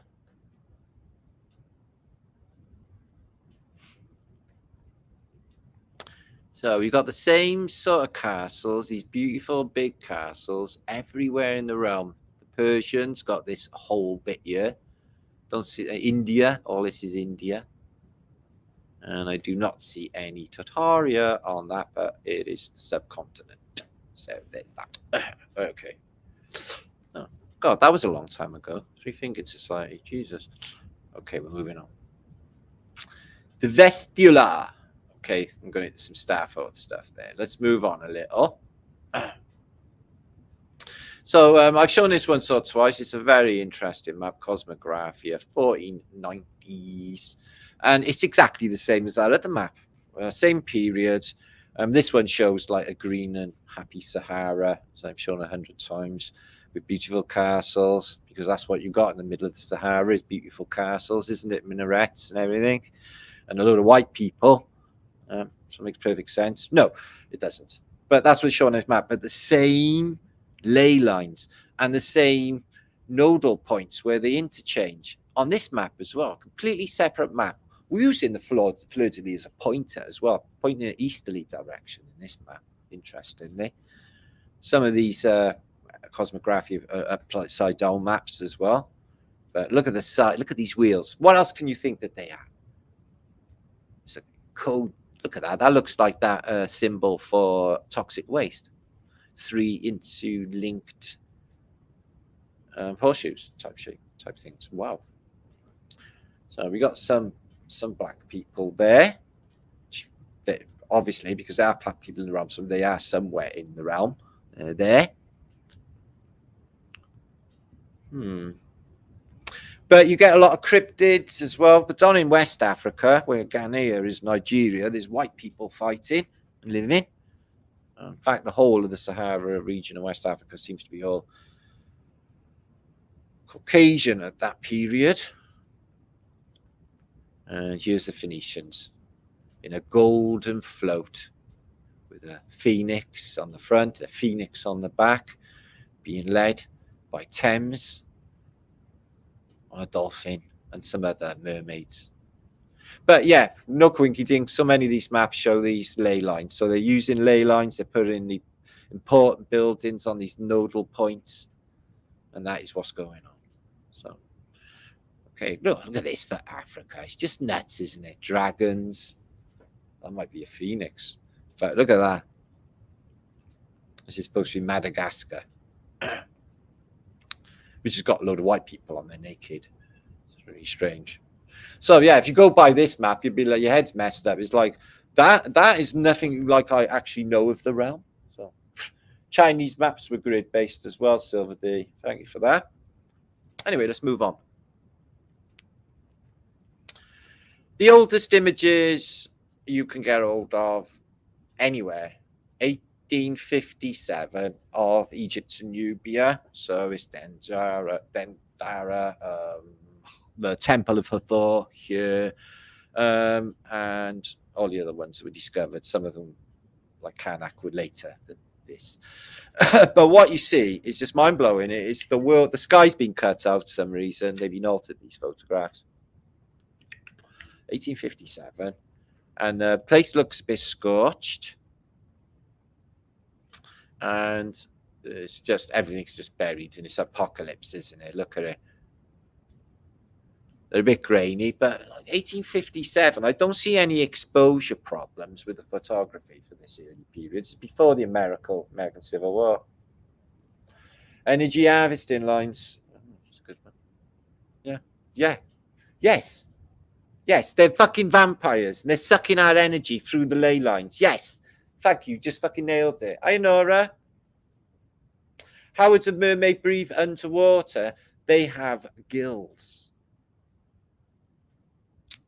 They have gills on the back of their ears. Have you seen Waterworld? Yeah, Adam. That's why we got web feet. We definitely were aquatic in the past, in Waterworld in the past. The size of these statues. So they weren't giants at all, were they? So yeah, they were just discovering this stuff, weren't they? They got obsessed. The size of this. This is Abyssinian. They took these down and they put them across the lake and then they flooded it. How dare they mess with antiquity? It's not caring such a nature. And why did they have these bloody big weird beards in Egypt anyway? They're not a good defense. If you was going to fight them, you grab them by the beard. Fucking, they wouldn't be do anything. You just fucking go like that with their head. Not that I think about fighting, I'm just saying. So I bet they had a load of gold. Just landing there on your balloon. You just landed into Egypt. Jesus. That looks like a load of... Why would you take a photograph of that anyway? There's buildings up there, yeah. Strange striations on there too. It's an unusual picture. I don't know what it exactly is. Sort of fucked upness. Oh my God, the size of it. Imagine you're not knowing anything about Egypt and walking up to these and just seeing the size of them, the giants and all of this language, and you don't know anything about it. It would blow your mind. Oh my God, what is this? Who built this? What is going on? And they are look at the size of them. How did they cut that there, guys? Look at that cut. It's like a butter knife through stone, man. Through stone. Sandstone, but it's still hard. So some Egyptians just sitting around doing not much, a bit like they do now. It looks like a dome there, but it's not. It's this weird photograph. So that looks nothing like anything Egyptian, does it? There's a red brick there and some large megalithic stones. The paneling in the outside is missing, and the superstructure is missing to that building. Hard to know what it is. So wonder if, you know, their narrative, okay, Egypt. So right, 4,000, 5,000 years ago, right, and all the kingdoms, the old kingdoms, the dynasties are up and running, and then all of that time passes between now and then and now. So where did all the fucking little stones come from? Fall out of the sky? Did they rain? They just don't happen, do they? Makes no sense. This is buried in mud flood, apocalypse, which looks like it's happened not long before these photographs were actually taken. I love you all, says 07. Aw. 07's loving on you. 70's loving on you all, guys. Expect these days they sit around doing nothing in Dublin. Oh God, yeah, fucking hell. You stick a dynamite up their ass to get them fucking moving, Nora. And Thomas Sheridan fucking blasting off about flat Earth. Fucking hell. What is his problem? He's supposed to be such an intelligent man. Don't know what it is. You can't claim to know what it is. It ain't a fucking ball. Whatever else, I don't know. Looks flat to me. I'm not listening to anyone else. I'm going on what I think. Don't think we're spinning because I get pukey on a bus. And it looks flat. All the other I don't even care about. Fuck it. And NASA, you know. And it's proper punk rock to be a flat earther. Yeah, it is. It's like Sid Vicious times 10. It is. It's fuck you. You don't want me saying it. You don't want me thinking it. So I'm going to think it. I'm going to say it because it's true. Fuck you. It's just so punk rock. I love it. Look at that, guys. What hit that? What John Levy is going? What in John Levy is going on? Is this a saying now, Henrik? What John Levy is going on? Let's see if I can do a John Levy impersonation. All right, let's have a go. What we see here is sand, lots of sand, and man smoking a pipe.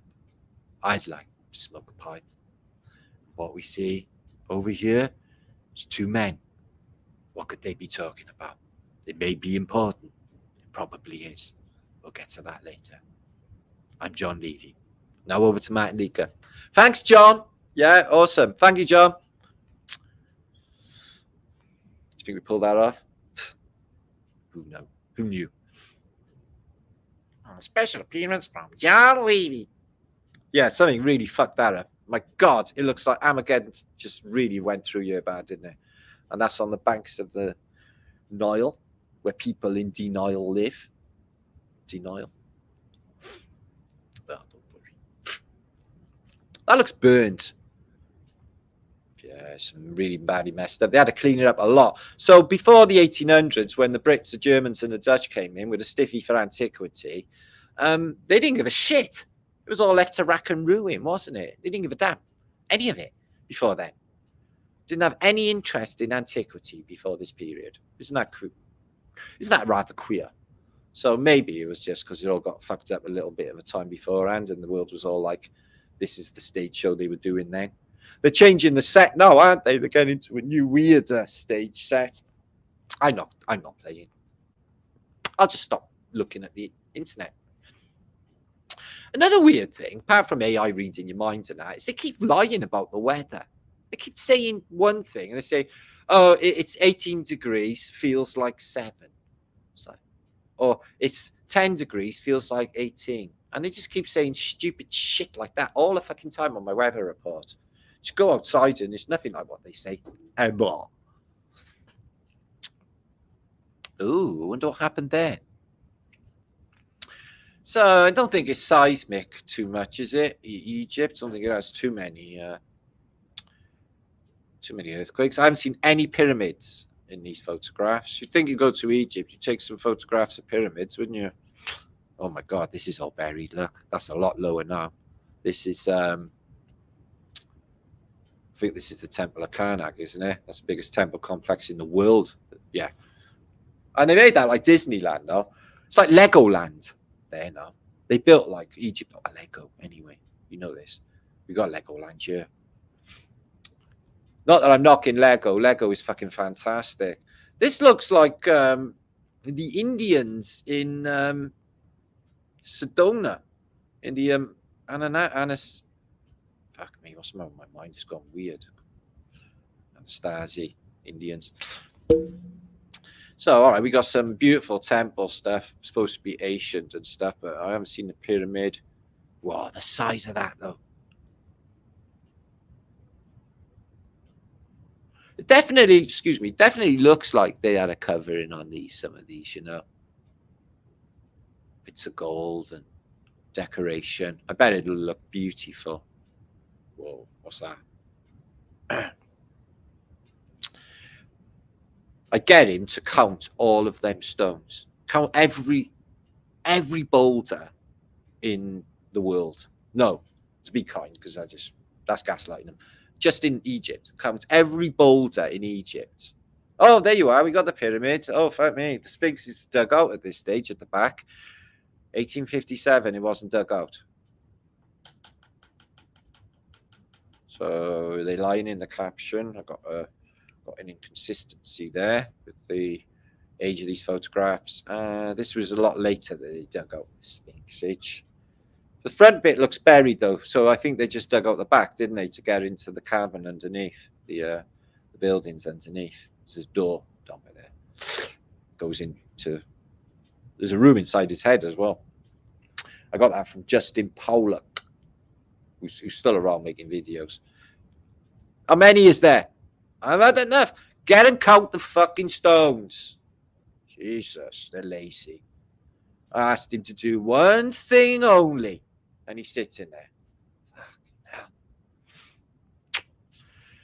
Can't get the staff these days, guys. Just lack the discipline. You know what I mean? Oh, look at that. It's a door in the middle of nowhere.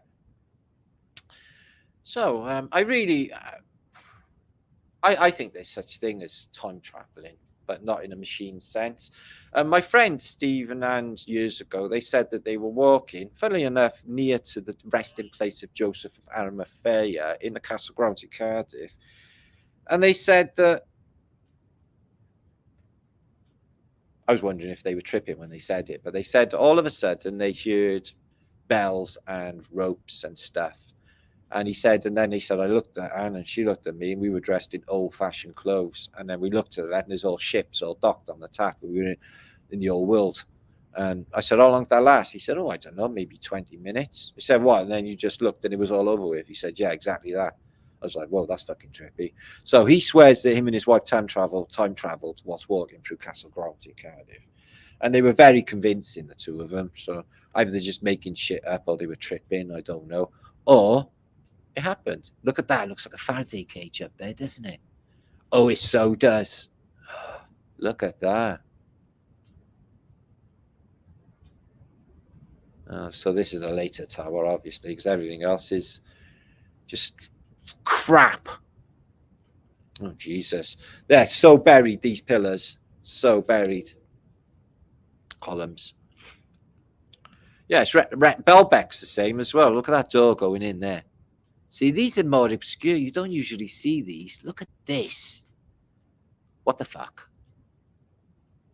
Is that a... No, it's not. 1, 2, 3, 4, 5. I thought that was a hand coming up, but no, that's a pillar that is sort of melded into the cliff face, melted into the cliff face. What was this? It's one of those pillars. So the rest has just been melted. Look at that door going in. Wow, what did that world? That looks not even Egyptian, man. That don't even look Egyptian. That looks like something out of Flash Gordon, man. That looks like a blown up Emperor Ming's palace again. It's just weird. Again, that don't look... This may be Nubia, though, because that looks like a Nubian rather than an Egyptian. So, yeah, they got pyramids in Nubia. Sudan as well got some. They're not all in Egypt, but they don't mention the Nubian pyramids. Don't talk about them. They're not as big or as technical. There they are, sitting on their ass again. When you build something, look at all this shit hanging around. Count stones. Fuck hell, guys. How'd you get to work? Wages? No. What are you thinking? I'm British. We don't pay. I think this one's they're getting the shit out. There's things over there. This is Dandera, isn't it? Them huge columns you see in the James Bond film years later.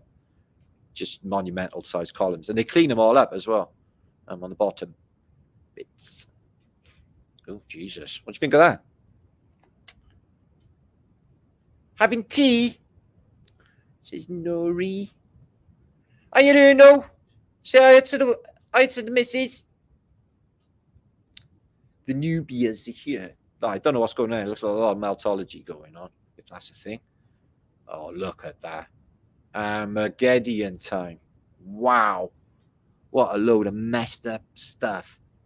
So they did a big job cleaning this up before they got the tourists in, didn't they? Jesus.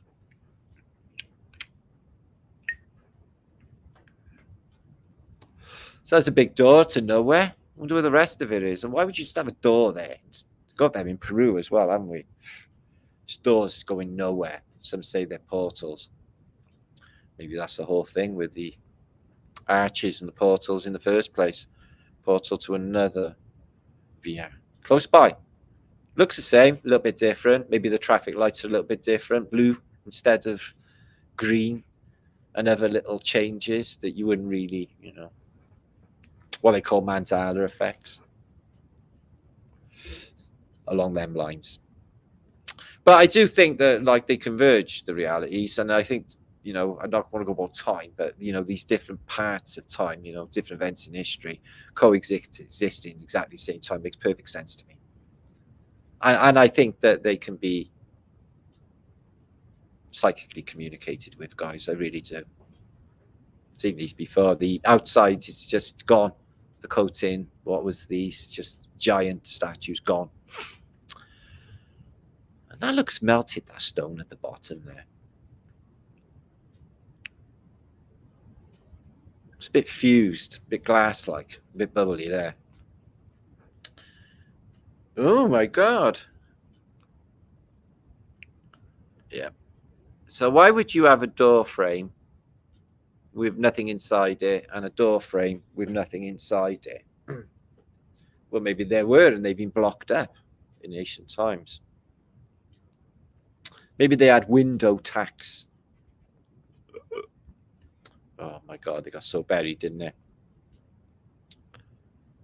Well, all these holes everywhere, put-lock holes. Some of them are for flooring, but other things, I think, is paneling that fits in. Oh, it's a little donkey. Eeyore. Camels are awesome. I've seen some camels. They're really all right, really good. I like camels. All the coating's gone off these as well. Just flaked off. And they had to cover all of their buildings in hieroglyphics. I wonder why they would do such a thing. We don't cover our building. Oh, it's vandalism now, isn't it? Or orders. You will do this. You will obey. That's all you get on buildings, isn't it? Wow. Fuck. Look at that. They're buried up to their waists, up to their shoulders. Wow, guys. Look at that. This looks a bit of a pyramid, maybe. All the way up to their chest. So they would have been full figures. The rest is buried. So all the buildings are buried that much, guys. Wow, that's a really cool pic. Shit. Loving that, loving that. Oh, I've seen this building before. It's crazy how it just fell the fuck out like that. This stone. Just the level of destruction in Armageddon. Wow. And I bet you some of the exterior conduits on some of these domes were gold in the past. So I've seen a lot of narratives about who the Sphinx is. I don't think it's what they say. I've seen it in some paintings looking like a Nubian woman, and others like a man. So it's difficult to say. Anyway, let's come back for a minute. We've got nearly 600 of you watching. I'm really grateful for being here. We have quite a long way to go. Next, we're going to look into some really amazing pictures, but I've got flatness pictures, flatness of the week, and we've got some videos to show you as well. Interesting little topics. And we're all going to do a universal prayer for this video in a minute. And we're going to think to ourselves, let's send this item to Martin in the psychic world. So give me a second. Let me bring up these new images. I don't put them all up because it might freeze me up, you see. So I'm just doing it as I'm going. So use this little interim period, if you would, to share this out before we get into more usage on our Flaterday night epicness. Because we do epic things on Flaterdays.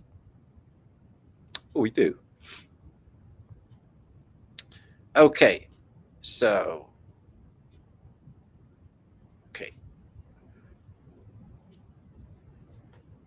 and there. Okay, well, we're going to get stuck back into the juice.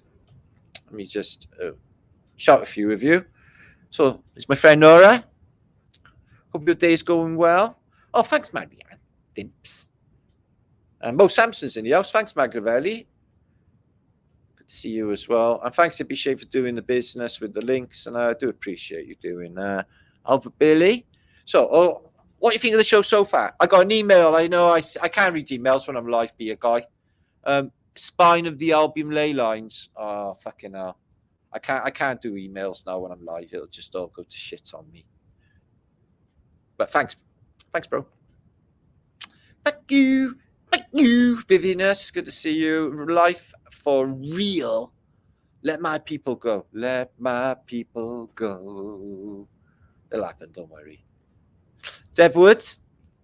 Do camels spit like llamas? Oh, no, they never spat at me. I seen them in Bristol Zoo and somewhere else. But yeah, they was lovely. No issues there. Hi, Maximus. Valdis is in the house. Good to see you as well. Yeah, cladding, Bob. That's the word I was trying to think of. Cladding. Like aluminum. Would you like to buy some aluminum siding? No, thank you. Would you like to buy a Holy Bible? What, aluminum siding and a Holy Bible? Yeah, so I've got the Holy Bible for sale and some cannabis. Oh, coming in. Somewhere in time. She agrees. Window tax. Yeah, man. Just so many blacked up windows in antiquity. Because... Yeah, it might be, but I think cameras are a lot older than photographs. There's no saying how old they are. We can't really tell by the clothing. That could be any time, couldn't it? Mark of Oz, good to see you as well. And let's get stuck back in. How long are we into this post? 2 hours ago. Fucking loads to go. So make sure to share this out, as I said, guys. Like this video if you did, for all of our Flaterday things. Amy! Is that feng shui? Your hair is pretty. Mine? I thought I was having a bad hair day, so thanks. And Mo, photos are outside the ice wall. Oh, Mo, I love it when you say things like that. Like we could be looking at another realm in these photos, and I often think, thanks for reminding me of that. Colonel Pasty, Cornish. I don't rate Cornish pasties. Gangsters are fucking horrible as well. They always got like rock ab potato and like bits of chewy meat as well. It's horrible. Can't believe the shitty food they have written. But silver liner miner there. Some of it's nice if I cook it. Officer Donut. Matthew, why do you have such a high voice? Because I'm Welsh and excited. I haven't got a high voice. I haven't got a high voice. What are you trying to say? Man. What are you trying to say? Trying to say I got a voice like a bitch? Is that what you're trying to say, man? No, man, I got a voice like a man. Yeah. What are you insinuating, man? What's that, Nico? Prayers of those stuck in North Carolina. I know, all the trees down and that. Yeah. 3 shit things happened there. They never had one properly before there, have they? I hear the Hurricane Kirk is heading towards the UK. Yeah, they said that like a day ago, Missy. It's like in the South Atlantic. It's well, not South Atlantic because it don't exist on there, but I mean, it's fucking a long way away. So they're just presuming it's going to hook on the Gulf Stream and slam into us. Yeah, whatever. Don't even care. I was at sea in the hurricane that blew down 80 million trees in Britain when Michael Fish said there's not going to be any issues, the weatherman, and then we had a hurricane. I was at sea going to Rotterdam in the North Sea during that, and I was scared for my life. I fucking knew the world could be like that. So it's ridiculous. Please, can we go home? It's like fucking mountainous waves. Welsh voices, I like singing. Yeah, don't worry. I haven't got a high voice anyway. What are you trying to say? Yes, I remember that. Thank you, Piché. Fake weather. It's all fake, thank you. I don't even know what to make of the weather. It's just like, how many hurricanes have happened? And how many weird hurricanes? They keep hitting the truthers. Flattoberfest got taken out. Fucking hell. Not that they sent like a hurricane to take out Flattoberfest, but who knows? Right, back into the juice. So, hope everyone's relaxed, doing their flatney things. You know, whatever you do in flatney. These are awesome. These are so interesting for the plain and simple reason they're from 1870 of Paris. And this is a year before the city's like ridiculously destroyed. I can't work out how it's happened and how they got it back on its feet so quick. But you can see this is a Jesuit church, got Jesuit signs, but let's have a look.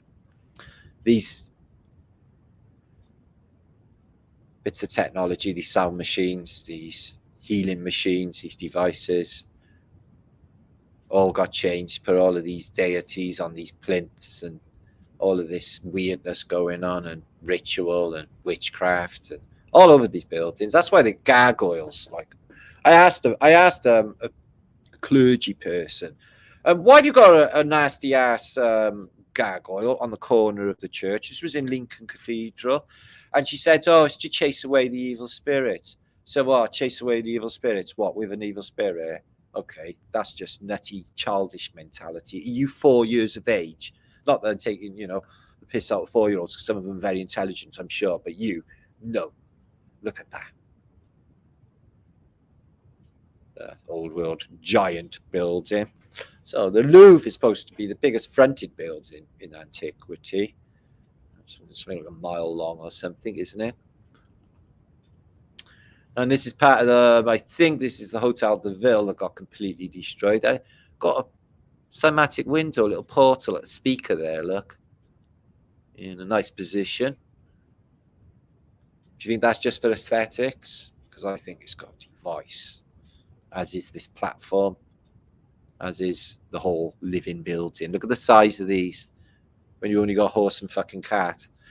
World of horse and cart, so build a 50-foot high door frame with an end. That's not Napoleon either, is it? Could be Napoleon's. That's what proves Napoleon existed, is ends everywhere. But Napoleon's nephew was ruling in 1871. He hadn't died yet. I think he died a bit later. So, wow. It's one person in that arcade. We got arcades in Wales and Cardiff, look just like that. Only a bit better, I think. So, yeah, not many people around. And this world was built by horse and carriage. It's absolutely mint. Absolutely covered in Phoenician stuff. And this is when it was all intact. There's an aerial there.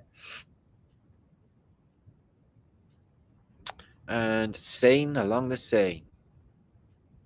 It's weird. There's ends there for Napoleon, again with the laurel leaf that he got given to because he was a Prince of Corsica and he did a job. He did a role. Look at this building. I can see this studded in gold. Maybe that's what the knobbly bits were about. They were covered in electrum. Do you pop? Is that what somebody does? Comes along and shovels all of the cow shit up into a big pile? Maybe. I bet it stinks of cow shit in the antique world. I bet it's nice though. I like the smell of cow shit. It's all right. As long as you don't. What the fuck is that? With the huge wheels. What the fuck is that? Is it a cannon? I don't know. It's just got the wheels are like bigger than that. Gee, I don't know. I don't know what that is. Gay Paris. They don't call it that for nothing. Use the Art of Triumph. They do all weird. This gets fucking blasted and bullet-holed in 1 year's time. But I definitely think that this is a bit of the classical world still left over.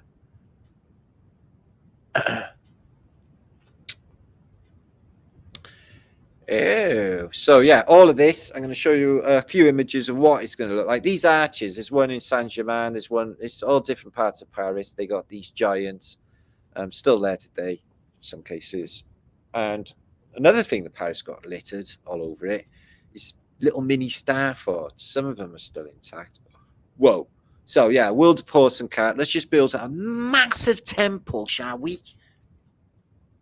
Look at the size of that.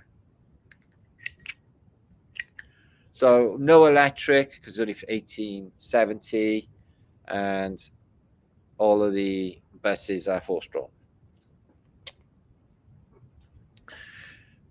You see this on temples a lot, don't you? With the interior behind the pillars all blocked up, and then you got some in the antique world, like the Temple of Bacchus or the Temple of Jupiter, where they're blocked up between the pillars. I always wondered if whatever the temples did, they were blocked up, just blocked out of reality, basically, because they got a bit of a bad rep, haven't they, temples? So it's got some antiquitech going on here. Let's have a little look. It's only 1871, so we haven't got any Oh, wonder what that is. Might be something to do with weather, given the benefit of the doubt. What about the aerial on each end? And all the wrought iron. 1870, guys. And we got vanilla skies as well. Perfect symmetry on that building, but it looks mud flooded. And you put your front door on the second floor. Why would you do that? Especially when you get ice and snow. So Masonic pillars, we get these in every major city, don't we? So Jockin and Penis, Jockin and Bois, the Masonic pillars. But I think these are landing platforms. They've got doors in them. You land on there, down a spiral staircase, and come out with the door delivered. So no sign of war just yet, apparently, in these pictures. Everything's still intact. It's 20 to 12 in the morning. The activity frozen in a moment. That's time traveling. We just caught a moment of all that time ago. I don't know, 150 plus years ago. Wow. Vanilla flavored skies. Look at all of this. They don't have all of this wrought iron in the modern day. They took it all away, they said, for the war effort. I think it's because it blocks a certain EMF technology that they've been using just lately.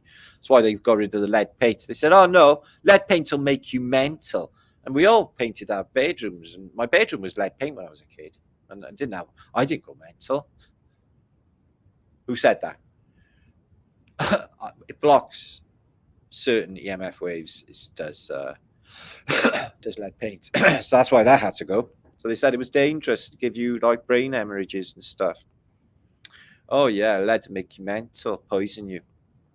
That's why the Romans had fucking lead water pipes. It's because it's so fucking dangerous. PB, plumbum. Wonder why they're called lead plumbum. It's weird, isn't it? Something's missing there. Missing there. Somebody sat there one day and said, oh, what can I call this really heavy metal? Plum and bum. Okay. Who knows? It's a funny old realm. Maybe I'm just overthinking it. I don't know. Faches columns. Not too many people around, is there, for Paris? There was on that main street, but not by here. Oh, look at that cinematic window, two little ones here. Sound device. Man, back in its heyday. Whew. Oh, look at that. That's got all blowholes in the ceiling, in the roof, and it's proper disproportionate. Looks like the top of a building to me. Wow, that resonates in my head, like reminds me of something. I think I keep remembering bits of my previous lives all the time lately. I don't know. I think it's part of this awakening thing. It's just start to remember because we got mind fucking washed, didn't we? We'll come back in. We just got residue, bits of pain from your previous life, bits of trauma that make no sense in this life because nothing really happened that bad. So why am I fucking, like this? We all got that. A lot of us, anyway. It's like past life trauma, isn't it? But yeah, I think you can heal that as well, past life trauma. I think you can change the realm by, like there's what Toltec shamans talks about, perceivers, recapitulation, going back to a previous point in your past, in your mind, and reconciling a difference or some hurty or something that you did in the past. And then you reconcile it and it bounces back through the rest of your life. You healed. Well, you can do that and tweak it, and you can literally change the reality with your mind in the past. Change what happened in the past, and it echoes into like ripples, like butterfly effects into this realm. I think you can do it. I think I can do it. I really do. That's amazing, isn't it? It's amazing where you can put your mind when you get practiced at it, guys. It really is. I put my mind right out there. Well, if the ether's a thing, but I put it out there into the whole World Wide Web. I navigate through it, and it is like a web, and there's a lot going on. I can't do it for long because of the noise, but I do it, and I see things. See things happening, which I wouldn't be able to tell you on YouTube because of health matters. So, bloom, down the staircase, out of the door, delivered to this beautiful square. Ah, Crystal Palace expositions. So they had an expositions, and then the Germans, or the Prussians at the time, came along with loads and loads of guns. Ooh, look. They looks at the stars, they do. I'm going to talk in a deep voice. Hey, look at that. It sounds your man. Let's have a look. It's got Faceless Knights on this one. Yeah, that's it. Faceless Knight, Hercules, Faceless Knights, Fasces. Oh, it's all on you. It's all on you. Can it be that it was all so simple then? Oh, fucking hell. It's what they do with all the money, look. It's what they spend all the taxpayers' money on. So they can dress up, congratulate on one another on the skank, and look what we've done. We got all of this stuff. We didn't have to do a fucking thing. No, it's amazing, isn't it? They do it all for us. Yeah, and they're happy doing it, aren't they? No, not really. I've never heard them complain. They complain. Trust me, they complain. Can we kill them? No, we can't kill them. We'll have no one to make money for us. Okay. Let them eat grass. Nice waterfall. So get yourself ready. The Germans are coming. The Germans are coming. They're coming to cut out your soul. It's the Huns. They're going to touch you. Yes, touching me, touching you. You better run. Touching me. No, I don't think that's what happens. I don't think that's what happens in war. I don't think you get like molested in war. I think they fight one another, don't they?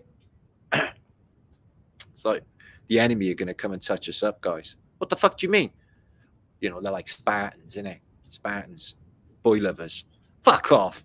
Yeah, man, they're going to come in naked, try and touch us. See, I'd fucking definitely have to, what's that word when you run away from the army? Father did it. Desert. I would desert. That's why most men deserted, I think. There's probably something like that going on. War is hell. So look at that. Excuse me. It's massive, isn't it?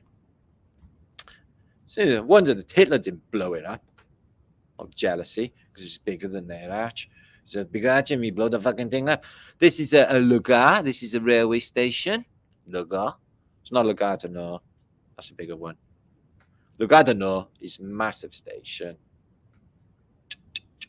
Look at the Phoenicians. They had a massive hold here, didn't they? Well, you've seen that by that weird new Olympic ceremony, didn't you? God. It's pretty, isn't it? It's like Anne Hathaway's cottage in France with the windmill. There's the, I don't know, big railway station where they send people off to the trenches in Verdun through that railway station. They go onto that railway station onto a train. 6 hours later, they ended up looking like spaghetti bolognese because it was blown up.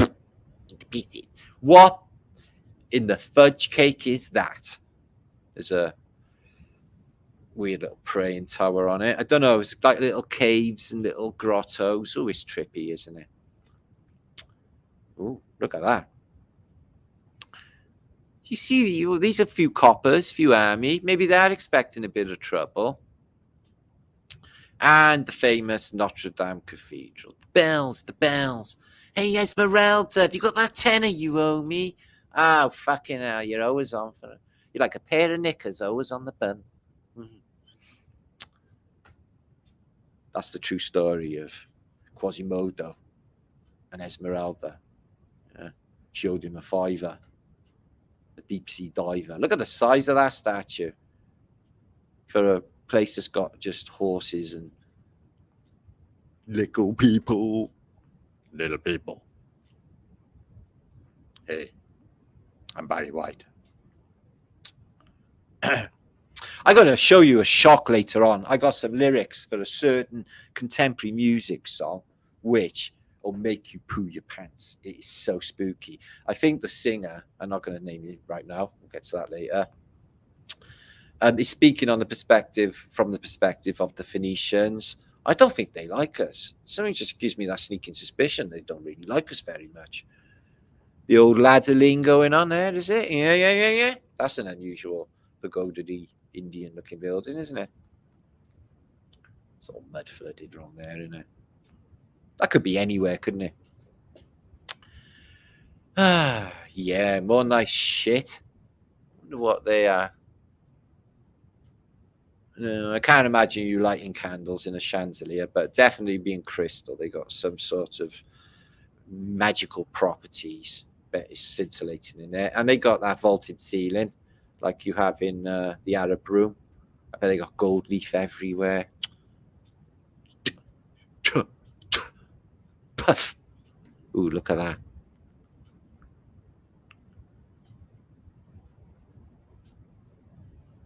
What it is, I don't even know.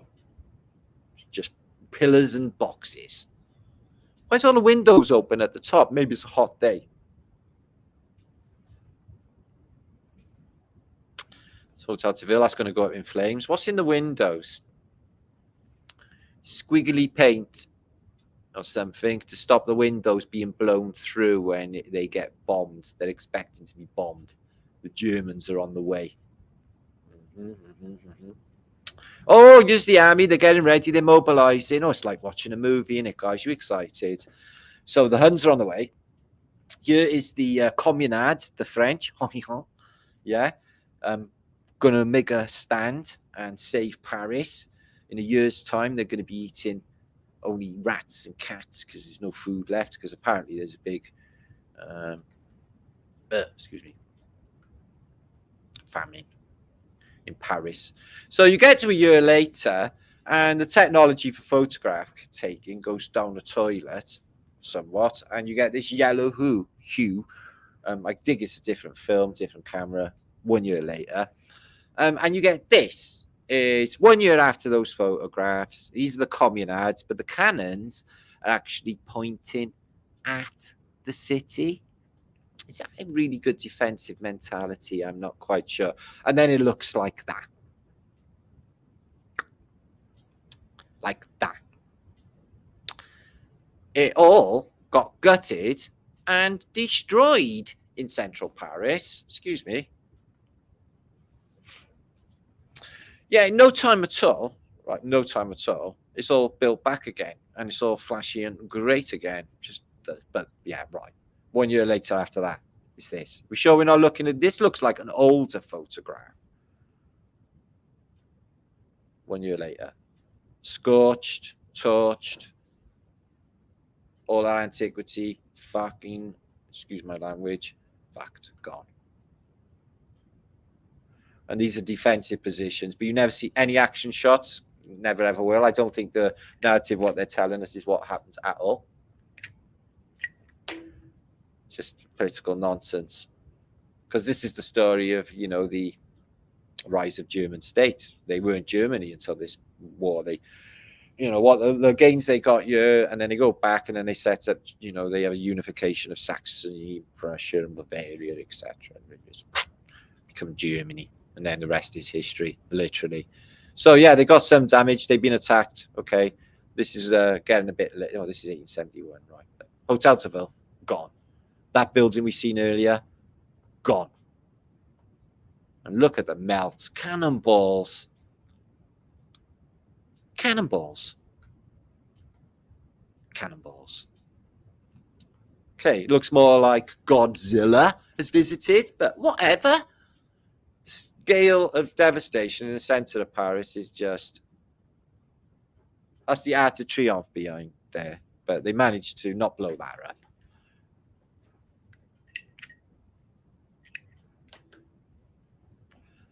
You have Daz Neld has tons of magic lantern slides. Have you? They're really awesome. They are. Maybe there's no way of taking photographs of magic picture slides. I don't think, is there? Anyway, let's move on. You get the idea. It's there and then it ain't, but we're moving on. So this is good, right? Oh, I was born in the 1960s. I was 57 this week, which is unbelievable. I made it this far. Miracle. All my friends and family, if I'm not most of them. So I grew up with this, and it was the best, till this day. You got all of this stuff going on in the pharmacies in America and all that. They all think they're fucking great, but they're not. I went in and complaining and saying, if you've got anything decent, this is the best in the world. And they're still making it. Psychically, say, send this over to Martin. Send this over to Martin. Here we go, Afghani black ash. Yeah, just like the 1980s. That's the strongest ganja in the world. Bong of that, you'd be tripping for days. Probably comatose. Probably laying on the floor in recovery position. Actually, I can smell it. Can you smell it? Oh my god.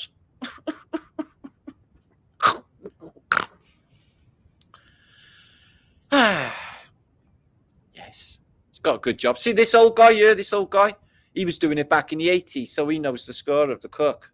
They had 3 different pots. The main one, double gold swords, red seal one, that stuff. So that'd be nice if they managed, because I thought like Afghanistan, not having a war. So here's people in antiquity, right, being really lovely to poor people. Here, poor people. Here, little naked child, catch this coin. Oh, look, they scurry like little rats. Look, from many of them. Here, little person. Hey, little brown boy, here's a coin. Okay, little brown boys. Yay, girls. Yay. Oh, look, you got a little baby. Did you want some money? I'll pour it all over your head. Make you pick it up off the floor rather than pass it to you. You have got a baby. Okay. Maybe I'll just throw the coins. Maybe they hurt if they hit you in the face. Okay, let's get them. Coin. So this is what we got to deal with. That mentality. Lovely, isn't they? Okay, let's have some images of the day, and I'm going to carry on with some more stuff. We got a lot to get through, but I am 2.5 hours into this post. Okay. Woman founders, they found it somewhere in time. Hi, Terry. Good to see you, Afghani. I know. Don't cry. Don't cry. One day. Just intend it. Okay, manifest it. Saturius, Satan. Well, Satan. God of time and soul harvest, the Grim Reaper. He's got a lot of bad fucking names, haven't he? So he's like this tyrannical father, like a teacher, and he represents authority. Discipline, well, mental discipline, yeah. Hard work, no. Labour, well, was Labour until the new Labour government. That's not what they mean, I know. And commitment. What's that mean? Institutionalised, being committed. I wouldn't trust any of that. So we've got hammer and sickle, the Nazis. They got the devil. Russia, they got the laurel leaf. They got the laurel leaf as well, look. On the UN, United Nations. Complainers, complaining about flat earth. I don't know, that just slipped in there. I don't know what it is. Maybe that's what you should be doing with seashells. I don't know. I just like the colour. I did a vlog on the science of raindrops. Blew my mind to find out what they actually do when they hit the ground. Just trip you out if you knew. But look at that. The properties of water and fluid dynamics is a mind-blowing science. So this is a poor person in a foreign country. Except they got a massive ring on their foot. I don't know why. I'm choking. I don't know why they're doing it. Their feet looks like shit, and they got a bit of nail fungus going on. But in this person's defense, looks like a woman, little feet. Might have no arms.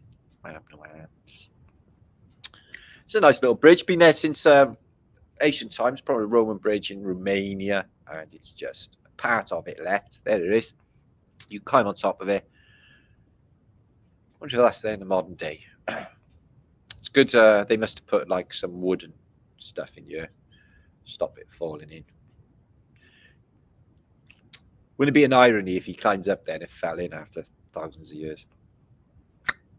If words affect the frequency of water, imagine what you are doing to your body. So like Bruce Lee says, never say anything derogative about yourself. Like, oh, I'm stupid or anything. Yeah, don't even do it. Just think, even if you suck, just tell yourself, say, I'm absolutely epic. I get healthier every day. I get more abundance. I'm a better person. I learn. And then you will not suck so much. If you do, which I doubt, because you flat earth British people generally don't, do they? So that's what we all want, men. Us men, is we want our women naked with all of the ganja crop. That's what we want. So they don't get red spider mites all over it. Obviously for hygienic, reasons. What else? So more Paris, some Phoenician golden people. Oh, ooh, more golden people. There's more golden things there. Let's have a look at these more golden ladies. Now, these are not actually AI, although they look a bit AI. They're not. They are real females, tattooless, and obviously not looking like they're pregnant when they're not, meaning fat, because that's how people were back then. Heads, I win. So then we got a thing in Wales. You can only do it in Wales with a coin, and it's this: tails in Wales never fails. Okay, tails in Wales never fails, and if you flip a coin, it'll always land on tails if you're Welsh. So I'll always win. Xerxes, he had a thing about gold as well, didn't he? Xerxes, and he was a giant. He had like literally golden skin, coloured skin, and he was covered in gold. There he is, Xerxes.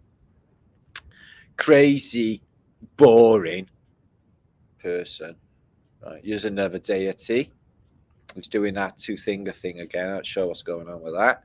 Got the red cape like Superman. Sabui, who's glistening, got a papal hat on. Nesting technology with a papal hat. Again, reducing, covered in jewels. Dominated Tartaria. What's that? He's the lead singer of Whitesnake. No, sorry, I read it wrong. That would be Richard David Coverdale, who was a tosser by all accounts.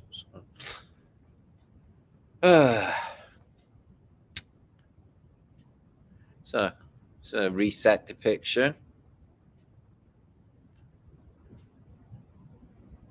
It's Britain and France together, beating somebody up with Peruvian hats on. These look like little people, but naked, running away, yeah? Which is weird. Again with the red cape, standing on a shield with a serpent on it. And it says, Commons, King, Lords. House of Commons. And he looks like Ted Heath. If Ted Heath had muscles and was a man. Look at this magazine ad from 1996. They say in 30 years, a burger and fries will cost $16. A vacation, $12,500. And a basic car, $65,000. No problem. You'll eat in and you won't drive and you won't go anywhere. From the 1996. Fucking nailed it, didn't they? Most photograph you see today. The dogs love life.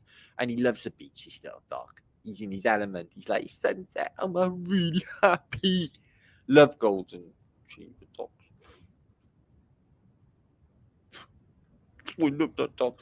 Right, so this is a bit shit. Cashless society means you'll be able to score for one. Britain.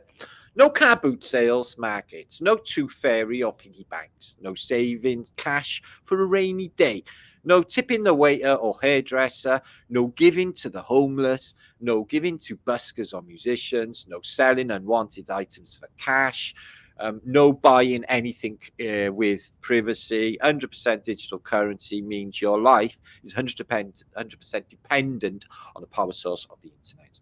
And also buying things off the back of a truck, you know what I'm saying?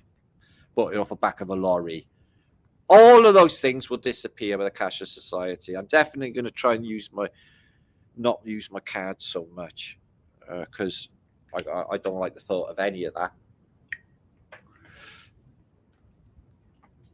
What's the matter? This place stupid. Yes, it's stupid. I agree. So in Wales, in some places, they're crossing out the English names for the places. I think this is up in like Llandassif, so it's miles away really from here. But yeah, they're going really fucking Welsh Nazi.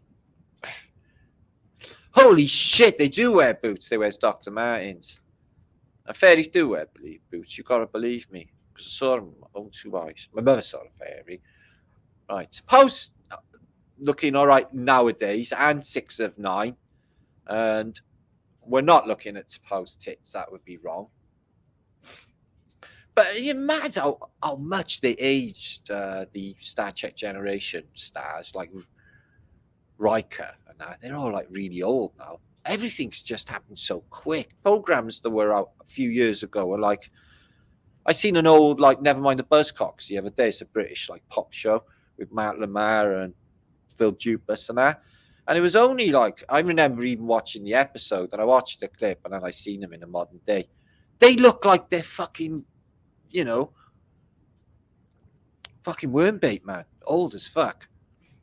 So fairy circles, we get a lot of that in Wales Islands too, and been witnessed out in the wilderness, out in the field, and you can hear them, and you'll see loads of little fairies all dancing around. There was a story of a Mr. Jones actually who disappeared in walking with his friend coming back from the pub, and he disappeared in a fairy circle. And the copper, his friend, was a policeman, believe it or not, got accused with some wrongdoing with the disappearance of Mr. Jones. Only a few months later, after this guy's been accused of wrongdoing, Mr. Jones is heard calling. They go to the field and they see him, and he's pulled out of one of these fairy circles. It's an old Welsh tale. Look at this. Was you ever a Boy Scout or a Girl Scout? I got kicked out. But I do remember doing this as a boy. Yep, that's right. Boys are pervy. And this is great example of females. See, it's different times, guys, compared to now. Yeah, really innocent things will keep you going for months and months. Honestly, guys, I used to be horny just seeing a visible panty line. That would keep me going for weeks. Now it's all like vaginas out in public. It's fucking terrible. You know, in my days, guys, yeah, the best you had was like, you know, the underwear section in Kay's catalogue to get you by. Yeah. Nowadays, they got OnlyFans. Everything's to fuck. This is a really strange pop star. His name is Pink. Yeah. I don't know one Pink song. Yeah. I know what you're thinking. It looks like a little fat boy. I know. It does look like a little fat boy. Do you know in Denmark, McDonald's workers earn $22 an hour? And they get maternity leave, life insurance, a pension, and 6 weeks of paid vacation. Fucking hell. They got Helen Helgeland, they got Maria Franz, they got Hugel, and if they had legalized certain things, they got like, I wouldn't work in McDonald's anyway. It's fucking splurm, isn't it? Selling people toxic things. No wonder they're happy to do it. Who remembers streakers? I've seen a streaker done a city, done a football. It was amazing. This woman took all of her clothes off on a winter's day and she ran across the football pitch when the gates was open. And the policeman put his jacket over her to cover her, and everyone was like, boo, boo. She was happy. It was really cold as well. So, you know, pointy. Yeah, so this is Wimbledon. In the old days, it was very trendy, and I think it should come back for not men, strictly women it was. To take all her clothes off and run across a sporting event in front of the world television. Brilliant, isn't it? Streaking, it was called. She's telling the angel Gabriel a story. She's saying, it were that long, it were. Ooh, and I had the fucking mumps. Oh. What's that going on with the fingers all the time in these people? Angels. Her long staff thing has got glass beads in it, and it looks like a lightsaber. Well, I tell you what, the angel Gabriel, where would Now, this is an intelligent question, Debbie. Okay, where do angels buy their clothes, or do they just close their eyes and, like, I don't know, like on Bewitched, wiggle your nose and make clothes appear, or do they buy them like everyone else in the shop or online? See, I think angels got to get their clothes somewhere. Look again with the lilies. It were that big. That big it were? What, the fish? No. So this is 1930s, wiring the Crystal Palace with explosives before they destroy it. No, it's not. They're cleaning the window. But they could be wiring it for exploding it. I'm just saying. Bit of detective work going on. That looks suspicious. What are they doing up there? Fucking Semtex in it. That's what they're doing. So we're going to share Martin's little fantasy now. Something miraculous happened, yeah. And then Martin got his fantasy, which is this house here on a lake, or a running water would be better, a river, and sit out here, doing not much really, smelling the air. Maybe have a little donkey, just sitting there. Do you enjoy that little fantasy? It's nice, isn't it? Lovely carpet as well. I have it just as it is there. I bet these would get damp in the morning, though, unless you bring them in. Just thinking about it. Well, we've got to have dreams. You've got dreams. You've got nothing. This should have been me on my birthday, yeah? But, you know, I'm not that single. Stafford's got flooded. This is as of shared this years ago. I think it's Naarden in Holland, and Stafford. He actually lived there in the Stafford. Acid. I can't even pronounce his name now. I'm fucking stupid. But yeah, Stafford got flooded. They keep the water out, not. It's an interesting little map. Look at this one, guys. We've got Florida here, Yucatan, Gulf of Mexico, strange islands here, south, I guess, and that's South Louisiana, Caribbean. But it is in like a little azimuthal, isn't it? You've got the waxing and waning moon as well in the middle. Oh, I wish I had the rest of that map. It's Japanese. Bollocks. So what were they up to in the past? Canniborius, obviously. Yeah. Get them on a stake. A couple of turns. So they are definitely vampires. That's what they're doing. They're using this energy grid to suck us dry. Suck us off, I was going to say. That sounds rude. What's going on here, guys? The monks have just turned up. They've grabbed this woman. Oh, she's possessed. They're ridding her of demons. And then, like everyone else, is like the child's got like all things sticking out of it. It's like murdered. Got like 3 swords in it. She's dead. She's dead. He's dead. They're all dead. And I think they're about to dead her too. Cool. That's a gnarly murder scene. Something's going on with that mirror and the god person. So this is not a game of Cluedo, but phew. So in the book of Joshua, in the Holy Bible, in Deuteronomy 34, they got the real map of earth, heaven and the dwelling place of God. So God lives up above the firmament. The water's above the firmament, which is why the sky's blue, because it's obviously water. And the firmament, which is the dome, which just keeps the water out from drowning us all. But there are windows in it, and the water does come in and drown us all. Underneath is the shawl. And then we're on these pillars, which is God's footstool in his living room. It's just hope he hasn't got sweaty feet. So what kind of things do they do on the churches? They have gargoyles strangling female sirens, or in this case, a mermaid. Completely acceptable to have on a Christian church. There's another one. 2 gargoyles grabbing hold of a naked person, and they're going to throw it off the roof. It doesn't look happy anyway. That's just a gutter, for rainwater to come out of its mouth. So decidedly unpleasant, the church.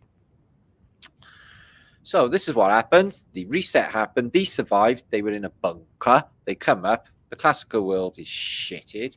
And she says, oh, pick up that stone, love. Let's see if there's anywhere we can rebuild this? He's like, well, no, it was built by giants, wasn't it? They're all dead now. But they all gone home. Oh, you see bloody Greeks. Look at it. You got, oh, Hermes. He's got a lot of bad press, hasn't he? Not surprised. They based all of this weird faith on Hermetics they got going on. This death cult, I mean. Hermetics, isn't it? Individuals do not need trinities, says Fred Johnson. I can agree more, brother. You know, we're looking for a savior. When it says they've got to save us, just all of us collectively need to grow pair, and we need to sort it out. We need to get on together. We need to have trust. Trust is a biggie. That's disappearing. We need to love one another, guys, is what we need to do. And just know, if we got that mentality, nothing can get us, and we'll all be all right. Okay? But you will be. Just don't fucking believe them. So that is a child, a small naked boy. Looks to be bound, and naked woman. And this is obviously in a church. Is there something really bad going on with the basis for religions? Yeah, no fucking shit. What we got is a giant door, but like I seen in the Czech Republic as well, the knockers are up there, shoulder height, and the latches are, 12 foot plus in the air. Why would you do that? Giant doors, giant people. Eric the Healer Reza. Eric, love to you, brother. I'll call you and Skype after this epic show, epic ceremony. Check these doors, the sonic doors. We've got the all-seeing eye, the pyramid, and the plasma blast all on one pair of doorknobs. Why they have knobs and knockers? It's really weird. Here's Nad and the star fort I just showed you that was flooded back in the day. And they have some, this is going into the star fort. These mounds are higher than the buildings. I'm covered in mud here. There's a wall going around, a tunnel going in. Something on top. And another mound. Mud mounds. Why would you build a building in front of a mud mound with no view whatsoever except for a mud mound and that close? You wouldn't. That makes literally no sense, guys. Unless these came in later. And then they put that tunnel through to get what was ever. Ooh, this is a really good picture. That's a star photo now. And there's a bit of Hellenistic architecture left over. They tatted, these are the black and whites we just looked at for this area in Egypt, and they've cleaned it all up and tatted it all up. So here's I don't know, it may not be true. Let's not spread rumors. Not about everybody. The human heart, is it really a pump or is it a double torus field? There seems to be a lot of strange mathematics connected with the human heart, doesn't there? And again, with these conicals, 2 of them actually, and they look like a toroidal. I think that's what's happening with the human heart, and not a pump. Ow. So I did a quiz the other day, people trying to guess what this piece of antiquity is, and all I got was people were saying stupid things. It was a ticket thing for a ticket collector. For man comes on a bus called conductor, and he says, "Where you going?" You say to town, and he turns this handle a ticket. But usually they were women. Have you all seen on a buses? Exactly like that. A ticket comes out of this bit, yeah. But other people said it was a pencil sharpener. A pencil sharpener with a dial.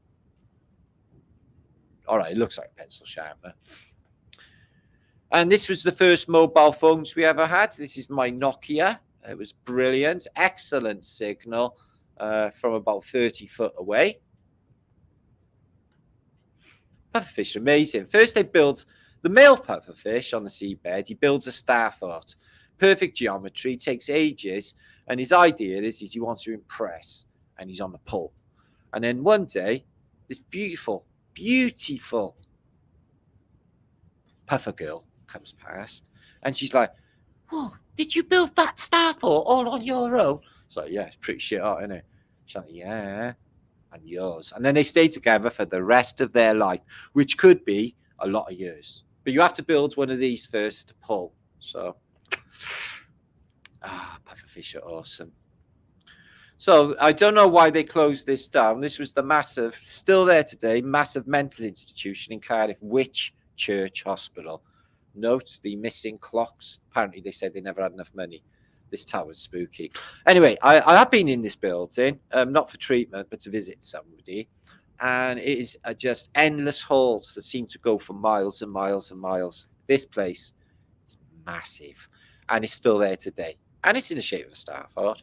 But they've got all like boards around it, and it's all boarded up, basically derelict. Why did they do that?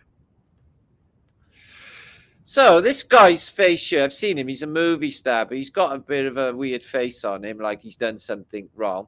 So William Shatner, Leonard Nimoy, who is Spock, he's famed for rude magazines and making porn films outside of starring in Star Trek. Okay, this is his thing. He's got a bit of a perv palace going on, and he's hanging around with two little Spocks. And this guy's face is yeah, there's something wrong with that. Same with the Swifties. You get these little Swifties, man, and she's been implicated in loads of gnarly things. That Swiftie. Here's William Shatner when he was in the Fourth Reich. SS Ubensführer, and if you're Ubensführer, you get hot German women as well. This is like a strict rule in the Nazis. It's brilliant. Right, how to spot someone in the truther movement. Okay, brain unwashed by television, able to look up. That's true. You can keep your head held up, not lower your head in shame. Warned about everything happening now 3 years ago, hasn't died suddenly, not holding a flag, okay, somehow knows when it's going to rain, intact and functioning genitals, waiting patiently for anyone else to catch up, not queuing for a booster, uses cash, drinks unfluoridated water, seems prepared for something, knows what tyranny sounds like. So there's something in the truther movement. When you finally find out, but life has other plans. Yay, I'm free. I'm a eunuch. No. Right. The coolest people I know. Speak kindly about people. Tell the truth, even when it's hard. It's tricky, but we do it, don't we? Show understanding for others' pain. It's called empathy. Oh, I love you. You okay? Recognize and express gratitude. Thank Crunchy. I'm alive and I'm running a Flat Earth show, Flat Earth British, on 578 people. Happy chappies. Really grateful. Give without wanting something back. So giving without receiving, not even thinking about getting something back is something I practice too. Don't respond to negativity. Don't even listen to them. La, la, la, la, la. Go get it. Do things to see others smile. That's one of my main things. Is I always want to make people smile. These are the coolest people I know. Sounds like they just described you lot, guys. Happiness is cleaning up your room to calm your inner chaos. Works for me, guys. Yeah, if I'm stressed or anything, I just like change my room around, do some housework, clean something, and I put music on. And I love to do that. I used to love to paint before it made me ill, but I tell you, I love to clean and put my music on. It's really nice. Ironing too. I like to iron with my music on. It brings a certain sense of happiness. Now, the reason I took a picture of this tree is I have a dream, a vision, and in this vision, I see a really big field, and in the middle of it is a really large oak tree that looks just like that. No other tree, just that oak tree. And I keep seeing it over and over in my mind. When I dream, when I was a child, this tree in the middle of a field, and I don't know what the fuck it means. It's part of whatever I am. Act as if everything you do makes a difference, because it does. Because it does, guys. It's a lingering effect for anything. I had to look twice at this as well, Neckerman. Do you think they done that on purpose? I was like, fucking hell, that's bad. But, oh yeah, there's nothing going on. Just holding his knee.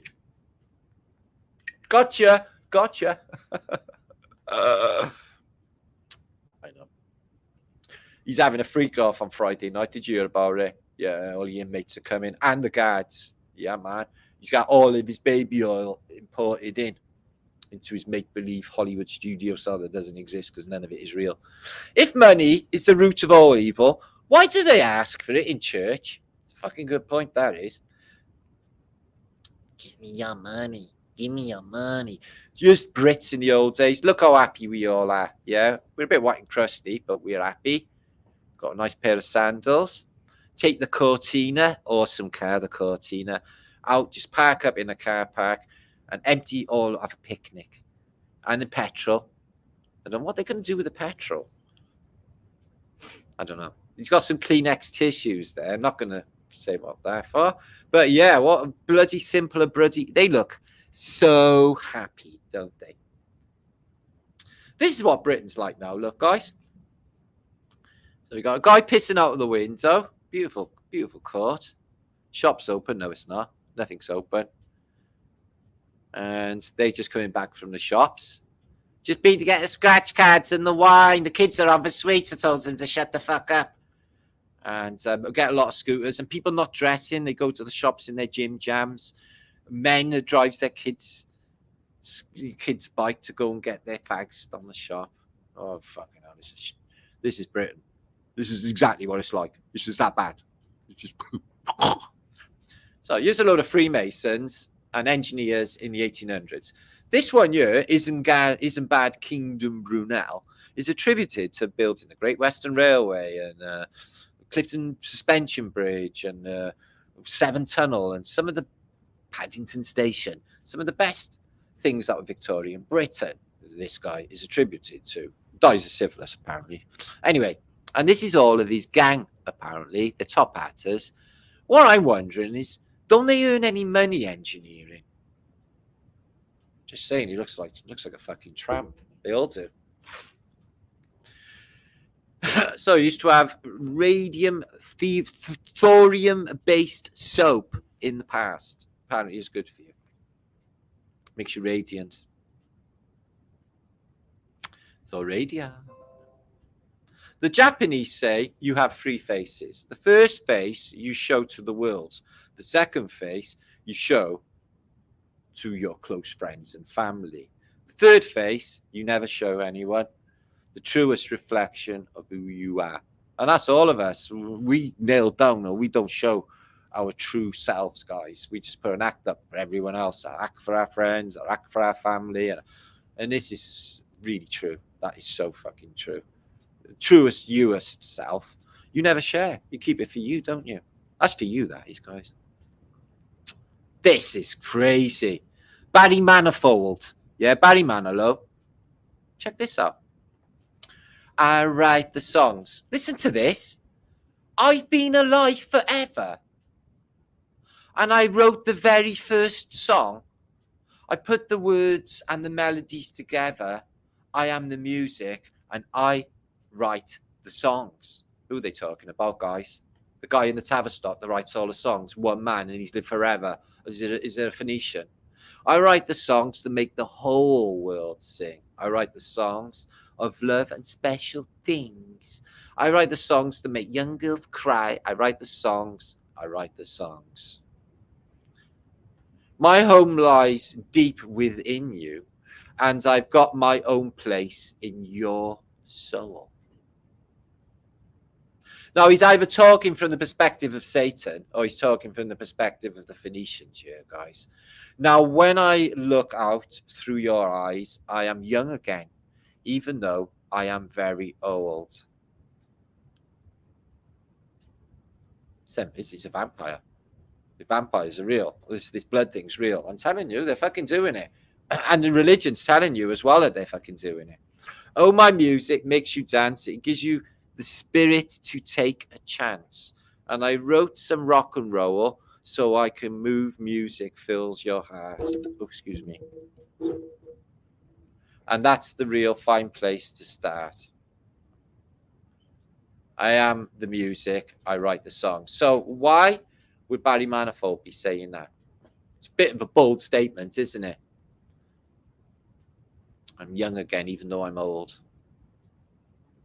That's what they're doing. This is from their perspective, what they do to us. Fucking vampirism. This is an interesting real newspaper article. Baby born with angel wings. Oh yeah, yeah. This guy here, my colleague, and I are convinced this child is the new Messiah. Okay. What newspaper is that in? Probably the Sun. Yeah. So I got sent this yesterday by Lena, and it is in northern Greece, and it's an excavated site in northern Greece. And it really does look like, excuse me, as if there is a railway, as we talked about many times on Flaterday. British. Katie Hopkins doing batshit bonkers Britain, drinking wine and getting pissed and trying to be clever. It's not endearing. She's not endearing doing it, and she's not helping herself, because who's going to take somebody seriously that's just drunk all the time on wine? She stopped fucking doing. I wish she'd stop doing it. It's mine. I like it. It's fluffy. I want it. You can't have it. It's a rabbit. I love it. It loves me. I won't keep it forever. Don't cry. Just don't cry, guys. I know. I love it when rabbits get on with dogs and things. Okay, we're going to move on. I write the songs that make the whole world sing. But like, I watched an interview once with David Bowie, and he said, oh yeah, the devil made rock and roll. He said them words, the devil made rock and roll, that exact words. So I was like, what, is the devil writing the lyrics for all the rock and roll? So sinister, that, guys. And I thought it was such an innocent song when I heard it.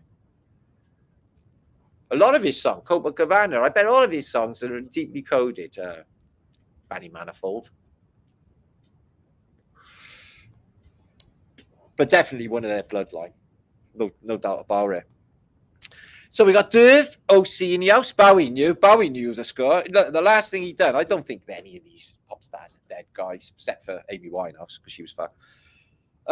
But she did say that they tried to make her into this on Jonathan Ross show, and that was her death sentence. If you say anything like that on the media, because like the opposite to that is like Simon Pegg. Simon Pegg said back, I think it was a Hoot Nahani. I was watching Jules Holland back New Year's Eve, maybe 1999. And he went up and he said, "Have you got any predictions for the new year?" And he just made a statement. He said, "Yes, Lucifer is our master." And Jules Holland from the Squeeze, you went, "Yes, quite so." I was like, what the fuck? Next thing you know, he's in the franchise for Star Trek and fucking Mission Impossible and all of the top movies. He's like the top movie star in Hollywood. Fucking this guy, Simon Pegg. And I was like, yeah, because he said all of that shit on television. It was it works the opposite. He says like anything against them. It's not good. But I don't think, the last thing he done was take a bow in that video, Dark Star, the last album. I mean, he takes a bow and he steps into a closet and he closes the door behind him. It's the last bit of the last video he done. Come on. He's not dead. He can't be. And he was pretty healthy and fit, David Bowie, anyway. I seen him. I went to see the Glass Spider tour in town in the stadium. I was really disappointed. Big Country were on before and were infinitely better. Love Big Country. Dave Damo, good to see you from Australia. I loved Paul Hogan. He was brilliant, wasn't he, out of Australia? Remember Leo Wanker? One of his characters. You know what? You as well, is it? So he's Marcia, you lovely flat earth zoomer. Pedo Springsteen is on fire. That's why he's even though I'm just wanking in the park. Dun, dun, dun, dun, dun, dun, dun. Haven't you ever heard the song Wanking in the Park? Yeah. Or is it Dancing in the Dark? No, it's Wanking in the Park. So I knew about that anyway. I tell you how I know, because I Googled this. He's got a cover of Bruce Bourne, his famous Springsteen album when he's got the ass of his jeans and a red handkerchief hanging out of there. Well, I noticed that Dan out of the Black Keys had a red handkerchief out of his pocket, so I Googled it. What does a red handkerchief mean? And it means you're Tash Kent, is what it means. It means you're homosexual. So I'm like, well, why would Bruce Springsteen be putting that on the front of his album cover then, if that's what it means? And then there's that song, Wanking in the Pack. So just saying. Wear these fairly spare boots. You've got to believe me, Jess. So Pamela Stone. Hiya, Pamela. What's happening, dear? William Stanford. Britain is flat. No, not in Wales. It's very bumpy in Wales. It's not mountainous quite. I live in the bottom of a valley. I'm like literally in the valleys. In the USA, TW, how's it going, matey? Okay, that's Epi. What's happening, love? Ooh, epinephrine. She's a lady. Ooh, epinephrine. Max Maxicus. Crocodile Dundee. Brilliant. I learned all I know about Australia from Crocodile Dundee. And I also got a fantasy about catching a criminal in town who ran away with a lady's handbag and doing the Crocodile Dundee with a tin of beans.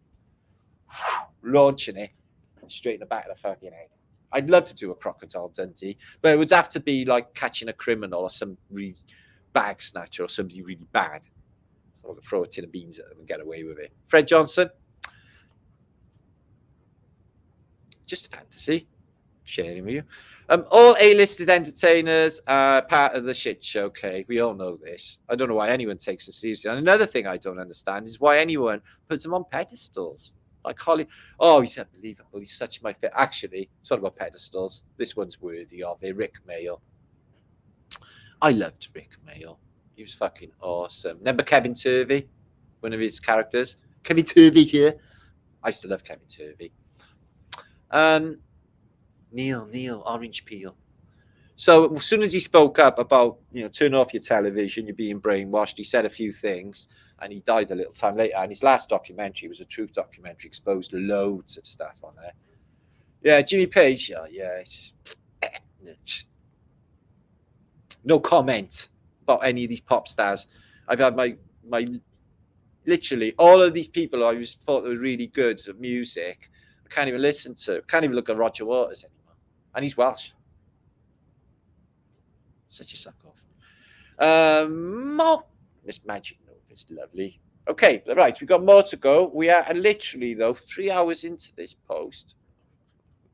The effort made. Could you please subscribe to my channel? Could you thumbs me up and all?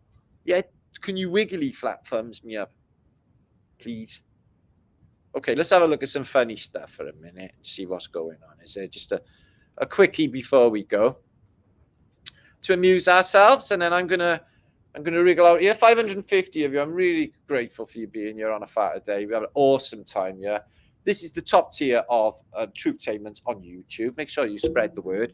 Martin Liedtkes, okay, on YouTube, because there may be somebody on YouTube that doesn't actually know me.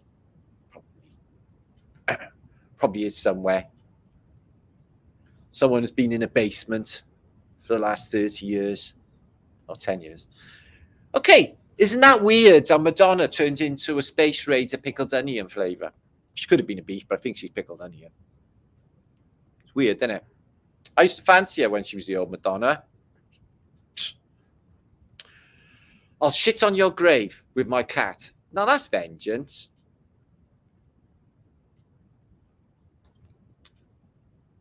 Okay. Or shit on a cushion and put the cushion on top. So when they sit on there, they'll never know. Not that I've done it. Stop dropping your bullshit on me. Fuck you. I'm not your therapist. So if anyone's like, oh, I've had such a terrible life. I got daddy issues. Yeah. Something really bad happens in the potting shed. Just go, la, la, la, la, la. Fuck off. Holy smoke, dabbing with God. I love them ganja nuns in California. And nuns smoking bongs. Brilliant. Holy shit. You're a twat o'clock. I think I'll use that. You're a twat o'clock. What time is it? You're a twat o'clock. Ah, it's the baby Jesus burrito with sides of holy guacamole. Ah, lovely. I'm hungry. I haven't had any Mexican food since the last time I was in America. I miss it big time. Ah, when you're sleeping, I fuck your pillows and your face. Ah, thanks. Historic nipple tweaks, yes, Lord Nelson. It's nice. He's only got one arm, so you're going to do a left-hand nipple tweak. Nobody wants to play with my dirty ass. I love donkeys. Bunnies. I don't think that's what he meant. The mysterious light dime bag. What the fuck is that? And it's got sticks in it. I love you giving $20 for that. $20. It looks like oregano. Happened to the best of us, guys.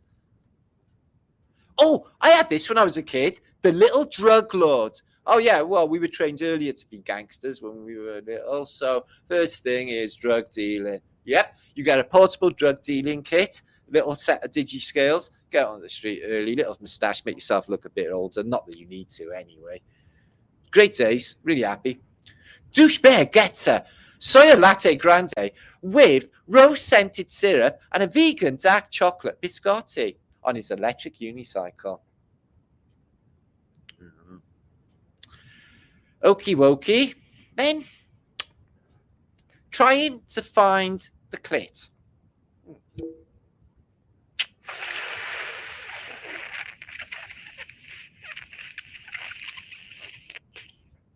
Okay, the little kitten gets traumatized by your aggressive masturbation. Yeah, it's probably best not to aggressively masturbate in front of your pets. It's wrong. Don't do it. Not aggressively masturbate. Just don't do it in front of your pets. I don't know. The things you do for love, like walking in the rain and the snow, and there's nowhere to go, and you feel like a part of you is dying. And you're looking for the child in the house. Okay, right. Fred is in the house. ZYX. The Man Who Sold the World is of, oh yeah, what a brilliant song. I like the other version.